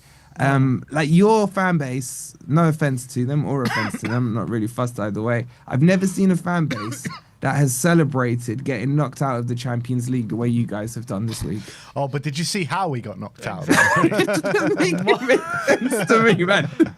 Like, Wolfie, how can we won the battle, but we lost the war. But we haven't won in many battles recently. Exactly. So we lost the tie, but we won in life. Exactly. But it just doesn't make sense to me, man. Like, if I'd gone out yesterday and we played well, I'd have been pissed off. But like, you guys were there, like, I'm hearing like, oh, this guy played well. This guy looked a little more like a footballer. Wolfie, we have like 20 injuries at the moment. We're playing like crazy team selections. Like, we just got to take anything positive we can at the moment. At some point, then, are people going to admit it wasn't Ange's fault? Because I remember the same. I have been singing that tune. You told us it was Ange's fault as well. I'm just an innocent bystander here, man. I'm just basing it on what you lot told me. Your fan base was saying it's all Ange's fault. His training methods. You didn't talk to me, man. I'm them. saying it wasn't Ange's fault. I said it wasn't Ange's fault. Yeah, you have to talk to people who know. You know what's? Do you reckon you would still be in this position if Ange stayed? Honestly, no. I think we would have started scoring. It's hard to say because the fan base didn't get on board with Ange. That was the thing. Because he came after Nuno, he was always going to be the next guy, and that was the thing with it. And the thing that annoyed the Forest fans the most was that every press conference wasn't about Forest, it was about Spurs. They'd be like, oh yeah, I lost to Harry Kane when I joined. Oh, when I was at Spurs, obviously I knew we could have done better in the league, but I was focusing on the Europa League. And we're like, we don't care, mate. We don't care. You're sitting now in our dugout, talk about what's happening with our club. And the problem was with him that he just bit. The journalists just knew how to get to him. They'd ask him a question, he would bite. He wouldn't just sidestep it and ignore it. And he'd go down that rabbit hole. And it was just, it got to the stage, guys, on the Chelsea game where he got sacked, Forest didn't air his presser. They just kept it off the record because he went really big time in and was talking about this, that, and the other about Spurs. But I didn't mind his style of play. Yeah, it was a bit cavalier and everything. I mean, again, it's still a fundamental issue with the players. Under Ange, we created 72 chances or something around that and scored 1 goal. Similar story now. So when you've gone through 4 managers and the common denominator is the same issue, fingers do need to be pointed at these players. Let's not beat around the bush. These players did get Sean Dyche sacked. They did get Ange Postecoglou sacked. At some point, Marinakis needs to have a stern word with these players and say, right, you got these guys out, you got this guy, you better pull your fingers out now. You got 8 games to sort it out. Do you think if Vitor, whether you stay up or not, is he going to be manager next season, do you think? I don't know. I don't think so, is my answer. I think he's only on an 18-month contract, if I remember rightly. He's not a manager that stays around long anyway at any club. I think he averages about 14 months or so at club football.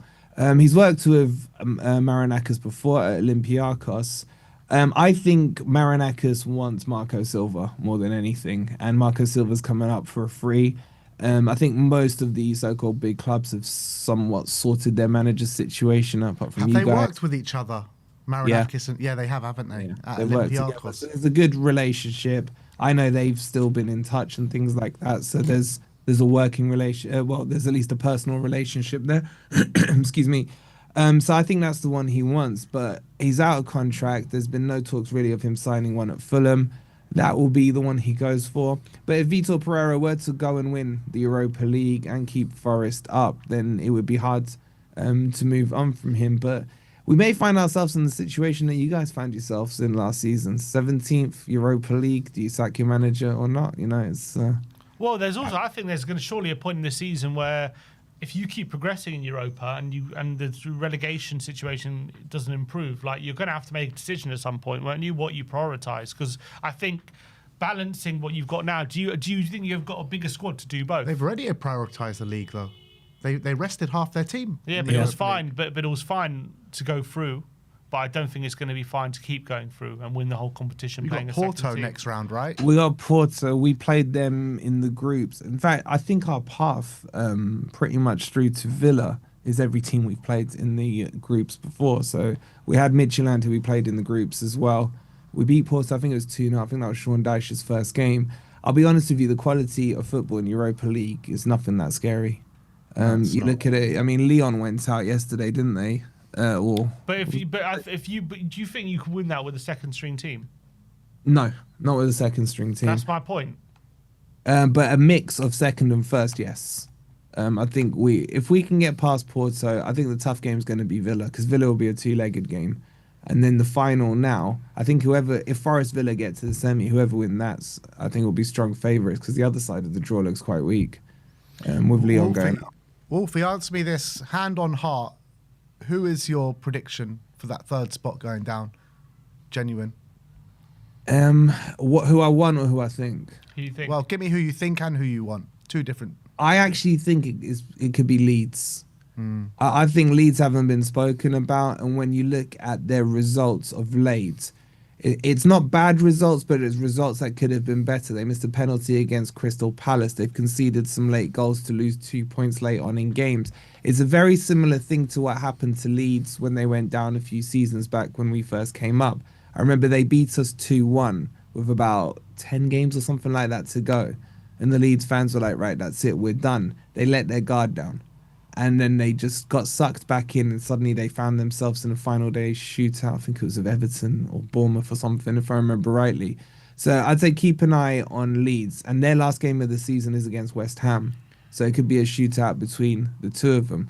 Obviously, who do I want to go down on? Obviously, it's you boys, man. I just think it would be box office to see how you guys travel to Stoke on a Tuesday night, and then your local derbies with QPR and Millwall. If they, you have to do it for 23 years. Don't talk about like you're above that. Mate, I'm telling you, right? You don't want to do it. I'll tell you boys now, right? I know I don't want to add to your depression, but I've heard football's more real in the Championship.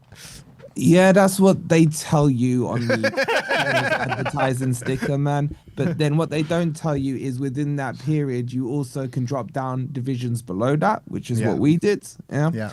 You can get transfer embargoes. Players don't want to stay. You sign players. I mean, good luck doing content on the players you get linked with that you've never heard of, whose names you can't pronounce and stuff like that. You know, that's what the Championship brings to you.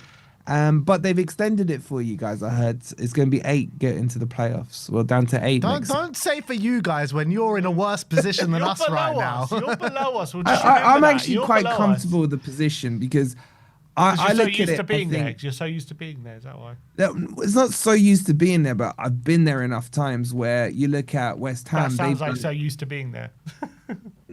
Yeah, but you know you're more used to it recently than we are. But still, we're both 2 of the last 3 years. That's 66% of the time you've been down there, man. I'm saying both of us, yeah. Both of us, yeah. But but we've even done it on final days in the Championship, staying up. Do you know what I mean? So it's all that stuff. West Ham have been in fights, Leeds have been in fights, and who's the other team? Is there one more? Is that it? That's it, isn't it? That's it, yeah. Shit, the numbers aren't that good, man. We can put a couple more teams there. So, you know, it's going to be interesting. It's how your players react. I know you guys are all excited about going out the Champions League and you saw some fight and what have you. But I've seen Spurs do that a few times this season where you look quite good in the Champions League. I heard a stat you haven't lost in the Champions League at home in like 26 games or something around that figure. European football, yeah. Is that right? Yeah. So yeah, that's right. It's crazy, and then you haven't won in about 26 games at home. So I don't know why that switch doesn't flick on in the league, but it's what I'll say to this my weekend, experience. It's happening this weekend, Wolfie. Fans are lining the streets. It's going to be a hell of an atmosphere in there. You're lining this. Oh, is there a protest? No. Opposite. Oh, you're starting to back your team. That's going to feel weird for you lot, man. The club, the fans, everyone have come together, and there's a whole incentive now. We're going to welcome in the team bus. Oh, you're doing the team bus thing. The team bus thing, exactly. I told you this is the biggest game you guys have seen in your living memories of Spurs, man. You're welcoming in the team bus and everything. You know, the European two-time champions are coming into town. I hear it. I hear it. Sick Apparently they're individual. playing a compilation of you before the game. I've heard. With all my predictions. Yeah, exactly. I'll tell you what, if they do that and they do my predictions on Spurs, I said to you lot, he'll be sacked by February. I said to you, he'll be rubbish for you in terms of Thomas Frank. And I said to you, we'll finish above you. And I didn't go as far as say you get relegated, but I'll pray for it. I'll pray for it. But some of your players are looking okay, if I want to give you a little carrot. I think Archie Gray's been decent for you recently. He actually looks like he's coming through your academy almost, the fight he's putting in comparison to some of the other players. Yeah. But I don't know what your two defenders, like, is Jekyll going to turn up or Hyde? Are they going to try and get sent off and looking for their move, or what's going on with them, man? You guys were waxing lyrical about. They've had harsh words between them. They've straightened it all out, and now we're on the path to staying up. What about That's Gibbs where we're White? at. I've heard you wished he joined Spurs in the summer. He's Who? not doing it. Gibbs White. Gibbs White's been playing really well under Pereira. Really well. He's Yeah. not playing like he's being held hostage. No. The ransom was paid and everything's done now. So he's been playing really well. He's been scoring goals that he should have scored yesterday. His finishing point still isn't fantastic. If I'm being honest. You said he's your sixth best player. Where is he there now? I mean, I would say Nico Williams and Elliot Anderson are our best two right now. Nico Williams is better than Gibbs White. Oh, Nico Williams is so underrated. He's fantastic. And then I'd say all the rest, put him in one big pile of shit underneath that and take your pick in whatever order you want to put him right now. So that's where we are. Actually, Murillo and Milenkovic are clicking again. So there's a good team there. I think this is my biggest frustration, boys, and probably the same with you. We probably share a lot of the same frustrations. When I look at my team and my squad on paper, I'm like, this team should be nowhere near where we are now. The quality is there. There's, Elliot Anderson's been called up again to England. Gibbs White hasn't, but he's been playing well. Murillo's brilliant. Milenkovic, Einar, Nico Williams, as I said. Our problem is we haven't got the gunman up front, Chris Woods, and we're struggling big time to score goals.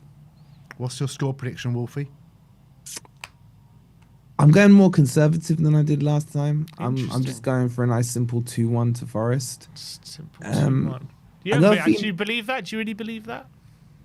Yeah, I do. Yeah, I'm trying to convince myself that you guys will be able to get one. But I'm being charitable because, I've come here a bit more humble for you guys because I'm not going to kick men while they're down. So you're below us, Wolfie. You're below you. Okay, but remember when the point gap was like 13 points and you were saying this, that, and I said, just wait. There's 38 games in the season. I reminded you, you're the only fan base to celebrate winning the title after 10 matches with Ange. Learn to count to 38, we're still gonna get to 38. So Wolfie, we have won 2 games in 21 and we're still above you. Okay. Have 38 games been played? No. But after Count 29, them after 38 games. after 30, we're ahead of you. Count them after It's 38. embarrassing. It's embarrassing how bad we've been and we're still ahead of you. Count them after 38. But just remember, I had to deal with Sean Dyche and Ange, right? So remember that. But yeah, what are you guys saying then? You feeling confident or not? I'm getting after the last couple of games, the confidence levels have risen for sure. I think we put in a good display at Anfield. We put in an even better display against Atletico Madrid midweek, and it feels like before that game you couldn't see any fighters on the pitch, but now we're seeing a team together, a fan base united somewhat, and we're ready to go. We are ready to go. You're going to be in for a shock on Sunday, Wolfie. Your eyes are saying something else, Ben. You're going to be in for a shock on Sunday, Wolfie. You can't see my eyes properly. You think I'm in for a shock? I want you guys to go into this game with confidence. That suits us better. Regardless what happens, we'll be here in these seats and we'll have another call with you on Monday and we'll see. Okay. But I'm just saying, the worst thing that can happen to you guys if you go 1-0 down. Like, will your fans still be there after half time? If it's 100%. We'll be there. We'll be there till the bitter end. Okay. Well, I'll see. Let's see if your fan base has got the stomach for this fight. Let's Let's do a combined 11. I think that could be quite interesting with the players that are available right now. Okay. Form, this season's form even. Actually, maybe we can scrap that season form. We could be here a while trying to pick up moments for each team. Yeah, you know what I mean? We'll just forget this season How many form. players do you reckon get in if you just put out a number? What, Forest players into your team? Yeah. 7 or 8, I'd guess. 7 or 8? All right, what formation are we going to go? 4-2-3-1? Yeah, let's do that. All right, in goal. Who's your keeper Yeah, now? who 'Cause is your Sel's got keeper? dropped, hasn't he? I'll tell you what, boys. I've been really impressed with Ortega. Distribution-wise, Ortega, he's actually not bad, excellent. Ortega. Good shot stopper as well, and quick off his I actually line. liked him at City. And also, he's the one who made the save from Son. He Yeah. saved it against Son. I yeah, love he did. Ortega, man. I Yeah. love Ortega. Yeah. But is he injured right now? No, he's back. He played yesterday. Okay. He kept a clean sheet in a penalty shootout yesterday without touching the ball once. That's how good he is. That other goalkeeper you got, Self. John. Oh, That was the most bizarre. When he went off injured after my conceding God. that goal. Has he not played since? I thought he was faking it. I mean, he's I thought that as well. It's a big cover fake up because he's gone for an operation. I'm still not convinced he's injured. I'm still not convinced, but he's had an operation and everything. He's still out for the season, yeah. But yeah, we got Sells as well. Sells is back, but I like Ortega's distribution. I mean, for me, Vicario, we can't even say his name. Like, he is shit, and Kinky is even worse, man. So I would go with Ortega in goal. I don't really have any arguments for Fine, Vicario no. over Ortega, to be honest. Do you? I'll go Ortega. All right, Ortega. Right back, I'm guessing Ola Aina against Pedro Porro. Mm. I'm taking Porro. Pedro Porro. I'll be objective. Ola Aina's been injured for quite a while this season. I think he's a better player than Pedro Porro, but he hasn't been on form since he's been back for me. He's still not fully match fit. So I'll concede the right back just for a bit of charity. Charity. Look at Because this. Porro's a better player, but he's probably a charity, but he knows Porro's Pedro a better player. Porro's a better player. If Pedro Porro wasn't a better player, you'd be saying for No. sure. Pedro Porro is not a better defender than Pedro Porro is terrible as a defender. Now you've changed your language. You said player, now it's defender. Well, I'm just like giving some context to my answer. You know what I'm saying? So like, No, I'm just saying you're very quick switcheroo there on the words. all right, I'll give him to you. I don't rate him that highly, but it's like, go on. Alright. I'll give you Pedro. Pedro Porro. Porro, right centre back. Kuti Romero against Milenkovic, is it? Yeah. Yeah, Romero. Milenkovic. I mean, Romero. I like my Romero. centre backs to play for 90 minutes. So Milenkovic for me wins that one. I like my centre backs to win trophies, World Cups, Europa League. Europa League, captain, leadership. Big He's a game better player. defender, and he's a better defender. Really? Yeah. Really? Yeah, really. Romero's better than Milenkovic. Come For on. sure. Milenkovic ain't getting looked at by bigger clubs. It's hard to defend when you're having an early bath. Yeah, tell that to Roy Keane and all these players and Sergio Ramos and you know, I mean, you're not taking Milenkovic over Sergio Ramos, are you? I genuinely would take, no banter, I'd take Milenkovic over Romero. I think you lot overhype Romero, if I'm being honest with you. We might overhype him, but I still think he's better objectively than Milenkovic in probably all facets of the game, maybe apart from in the air. And even Romero's very good in the air this season. I would beg to differ on that. What is Milenkovic actually better than Romero? Milenkovic is better at defender. He's an old school defender. No nonsense. The ball he comes in pass? for a cross, he clears it. Can he pass? You know, huh? Can he pass? He can pass as well. Yeah. He played right wing for us when Ange was there. So Ange, what's the opposite of inverting? Outverted him onto the right wing, which was crazy. But all right, Overlapping. let's. I would say Milenkovic. Let's agree to disagree on that one. But Murillo's better than Van der Ven. Murillo's better than Van der Ven. Oh, God, yeah. No chance. What are we doing here? Okay, so if I use your argument on bigger clubs want him, Yeah, who wants Murillo? Real, Barca, Chelsea, Liverpool, Man U, and he was linked to Man City last summer. Who have you got? Okay, so Everyone. so all those teams bar Chelsea were linked with Van der Ven as well. Well, there you go. And then someone up on you. What? Because Chelsea want him. I just think, for me, Van de Ven is a very good defender. I wouldn't mind either. I just don't like his attitude lately with your boys. Yeah, I agree with that. I Yeah, agree. Do you know what I mean? that. Like, I haven't had that with Murillo. Murillo's And been dropped, that's the hasn't he? Didn't he get dropped differential for a for bit? me. Hmm? Didn't he get dropped for a bit, Murillo? No, he was injured. He has never been dropped. He's been rested the odd game, like, but no, he's never been dropped. He's just Brazilian, man. He will take that ball. He will run with it. You're gonna say, oh, but what about Van de Ven's goal in the Champions League against the no-name team? Yeah. No, Murillo for me is I don't think he stays in the summer. I think he moves somewhere to Spain. I wouldn't be surprised. Yeah, I don't know. Van de Ven probably goes somewhere a lot better than us as well. But I think Van de Ven has also got a higher ceiling than Murillo. No. No. Well, who's left back? Nico Williams. Nico Or Williams Spence? is 100% better than Jed Spence at left back. I don't know why you don't play Jed Spence at right back or right. You know Jed Spence's best position, right wing back. If Doggie's That's back, where Doggie's back. You taking a Doggy over Nico Williams? No, I'm taking no one over Nico Williams from your squad. Like, Nico Williams is everything you want in a fullback. He's brilliant. Watch him Is have he a that stinker good? on Sunday. Watch him Is have he an that good? absolute- He is. He is. I He's don't going to know. have Nice, the you worst rate him game so of his highly. life on Sunday now that I've jinxed him. All right, look, we'll give you Nico Williams. We'll take our two centre backs. Let's move into the midfield. Okay. Who's your first midfielder you're going to put forward? Anderson. All right, so Anderson gets in.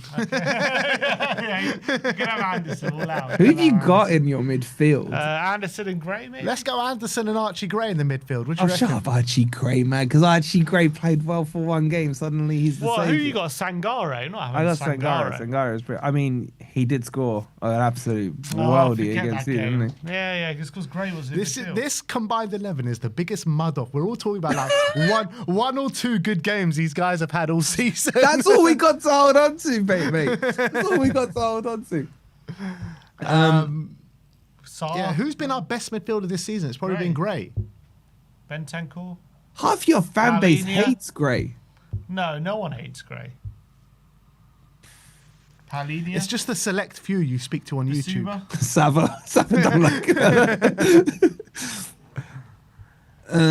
I like Paulinho, but I think he's more a destroyer than a passer. Do you know what I mean? Like, he's good at breaking up the play, but not being that first cog in the attack. I don't mind. I'd play Paulinho. I'll give you Paulinho. Paulinho and I would take Anderson. Palhinha. He's available. Can't we just have Gray then? Gray or Paulinia, it doesn't really matter. So we'll go Paulinia and Elliot Anderson. Yeah. Number 10, what was it? Gibbs White against Javi. Yeah, we'll put my sixth best player in the 10. Did you see Javi on Wednesday? I've seen Gibbs White do that. So we're going on moments. That's all we have this season. I don't have that with Gibbs White. Gibbs White scored. He's actually scored like 6 goals, which is just like big numbers. I don't know what his GA is off the top of my head. 8 Gibbs goals, White. 8 goals, 2 assists. There you go. What's In the the Javi Prem. got? Doesn't matter. All right, Gibbs White it is then. Javi has 1 goal in the Premier League, but he does have 3 goals in the Champions League. Has Gibbs Wow. White even ever played in the Champions League? Well, let it all work out, yeah. Exactly. Let it all work out. I would say, look, I don't overrate Gibbs White like some Forest fans do, but on this season's form, he's been better than Javi. I don't think there's any denying that. Yeah, I actually tend to agree. What about you? Who else are we getting? Gibbs White in the 10, right wing.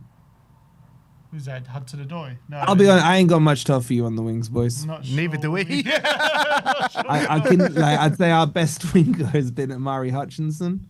Who we got? Moani? We got Tell. No, not Moani. Moani. Come on, man. Don't do Who else this. is right wing? Who plays right Well, wing? Kudus is injured, so we can't put him in. Odebear's injured. You can't put him in. Odebear's injured, we can't put him in. Amari Hutchinson's decent. I wouldn't call him a worldie or anything like that yet. He's been decent. Who's your left winger? Hudson-Odoi, but I don't think he's been great this season. We got Tell. So Tell and Hutchinson on the wings. Is that what we're saying? Well, I wouldn't go Tell, man. Tell, yeah, he's good. He's good. Tell. Yeah. Like the fact you signed him after trying before you bought him is still for me criminal. Can we go 4-4-2? Changing up the whole thing. Yeah, what if we went... What have we got here for? I'll be honest, I'm not a fan of my wingers, so I won't fight too much for whoever you want on the left, but I'll take Amari Hutchinson on the right. All right. Hutchinson on the right, Tell on the left. And Solanke up front. Or Richarlison. Yeah, it's got to be one of our strikers up front. Yeah, you can have the striker. We'll take Here's the question, though. Boys, does that team stay up? Combined 11. So what's that? That team is Ortega in goal, Porro right back, Van der Ven, Romero, Nico Williams. In the midfield, who was it? It was Elliot Anderson and Archie Gray, Morgan Gibbs-White in the 10, Hutchinson on the right, Tell on the left, and Richarlison up top. You know what? I think that's lower table. I don't know if that stays up, you know? I don't know if that stays up either, man. I don't know if that stays up. Oh, no, it's a battle. It's a battle. And which manager are we putting in? We're putting in Tudor or Vitor Pereira? Both. I like Vitor. Both still winless in the Premier League, aren't they? I've got to say though, I did like his interview. Yeah, both still winless. Yeah. I did like your boy's interview after that game. Who did you? Liverpool? Was it the Liverpool game? Yeah. Where he just went out that journo. I thought that journo was being an absolute prick. Yeah. So I don't know. I like Vitor Pereira. He's not a long-term manager. If we just need someone to get us over the line, keep this combined 11 up. Vitor Pereira has been in this fight before. He got Wolves from 20th last season into comfortable safety. So he's got the experience of the dogfight. It's hard for me to argue Tudor when I know he ain't going to be here in in a month's time. Probably not with Vitor either. So. Yeah, but at least he's got an 18-month contract. Tudor literally has a 3-month contract. Isn't it crazy how our clubs after this summer just feel so closely in tune with the bullshit we've both been doing, man? It's like a complete mess, man. Complete mess. Mad. If you take me back to that week where we signed Kudus and signed Gibbs-White, and then before the Gibbs-White thing fell apart, I was like, yes, Spurs, we're fucking going for it this season. And now look at us, man. It's mad. You take me back to the week where Maranaka stopped him from going and he said Forest will be where they are. I'll be like, what? So yeah, I think we can all agree, just stay up and end this fucking season. Yeah, absolutely. Where I'm at with it. Yeah, absolutely. But we'll see what happens. We'll see how it all plays out, Wolfie. How many Forest players did we get in? 5 in the end. So not quite the 7. Yeah, we got the goalkeeper, but remember your the left question. back, midfielder, number 10, and a winger. Yeah. Yeah, but remember your question. How many would get into my team? It would have been 7. Okay. I see. So what were your predictions then, boys? I haven't caught up. 2-1 Spurs. We're winning. We're winning this weekend. And you do remember you're at home, yeah, at 3.9. Good point. We won. Keep talking, Wolfie. Keep talking, Wolfie. Do you know how happy I am we're not playing at the City ground, man? Do you know, not because of your whole you haven't won at home, but we are rubbish at home at the moment, man. So I'm quite happy to be away. Is the last game that you've won there in the Premier League against us? It might be. Do you know when it gets to the stage? I just checked it. The last time you've won at home was against us. Fuck was off, it? Seriously. Yeah. That's mental. In the league. Do you know, are you at the stage where you the wins are so long ago you almost forgotten them? Yes. We haven't won since Crystal Palace early December. Or late December. Home or away? It was away. No, I'm saying home or away. That was your last win. Yeah. I can see why you got excited about winning the Champions League. We just got to take anything that comes to us at this moment in time. Any sort of slither of positivity, we just got to cling on to it for dear life. That's where we're at. You know what? I'm so not happy I came on. I feel more depressed now speaking to you than I did before I came on. All the chest and all the banter is like gone. This is like, we're at the business end here, man. It's fight or flight. Yeah. That's what I'm saying, yeah. Well, look, Wolfie, let's catch up on Monday. Win, lose, or draw, no matter what happens. And I look forward to that. Well, just to add one note, like, obviously there's the whole thing with my brother, but we're having our kitchen redone. And the new kitchen fitter I've got in is a Spurs fan. So he's just left, hence why I could only come on now. And he's like, I might see you Monday, I might not. So he's going to the game. So let's see if my kitchen gets finished or not. Yeah, if Forest win, you might not have a new kitchen. Yeah, exactly. So a lot at stake, boys. A lot at stake. But big up to you. Have a good weekend, mate, and we'll catch up on Monday. Yeah, I'll speak to you guys. Probably be on the old blow with you guys over the weekend. But yeah, make sure all these lot watching have subscribed and liked to your video and all the usual stuff. Make sure you remind them to do it. And yeah, big up to you guys, and I hope you go down. Likewise, mate. I hope Marinakis goes down more than anything, mate. See you later, All Wolfie. the best, boys. I'll speak to you soon. Bye. All right, guys. Well, that is that. We've just got a couple of super chats just before we end the stream. Where are they? Here they are. So El Saeed says, big up, boys. Good to see you both. Stay strong. Thank you very much, El Saeed. And Comedian Eyes says, Gibbs White snubs us just for us to send him into the abyss on Sunday. Come on. The forest is burning, Wolfie. Love that. Burning that forest down on Sunday. Come on. Big up to all of you. So, yeah, look, that is it from us today. It's good to be back. We'll see you all on Sunday. Me and Sim both at the game. It is a Spurs Kings TV takeover on Sunday. Ash and Marlon on the watch long for you guys. Go show them some love. Pump Up is back this weekend as well. So Kate and Jimbo will be taking that over for you guys. So we'll be bringing you all the content from inside the ground and outside the ground, and very much looking forward to it. Thank you for all the messages from all of you guys, and yeah, the support from you guys is absolutely massive. But we'll see you on Sunday, people. Like, subscribe and comment, and as always, come on you Spurs.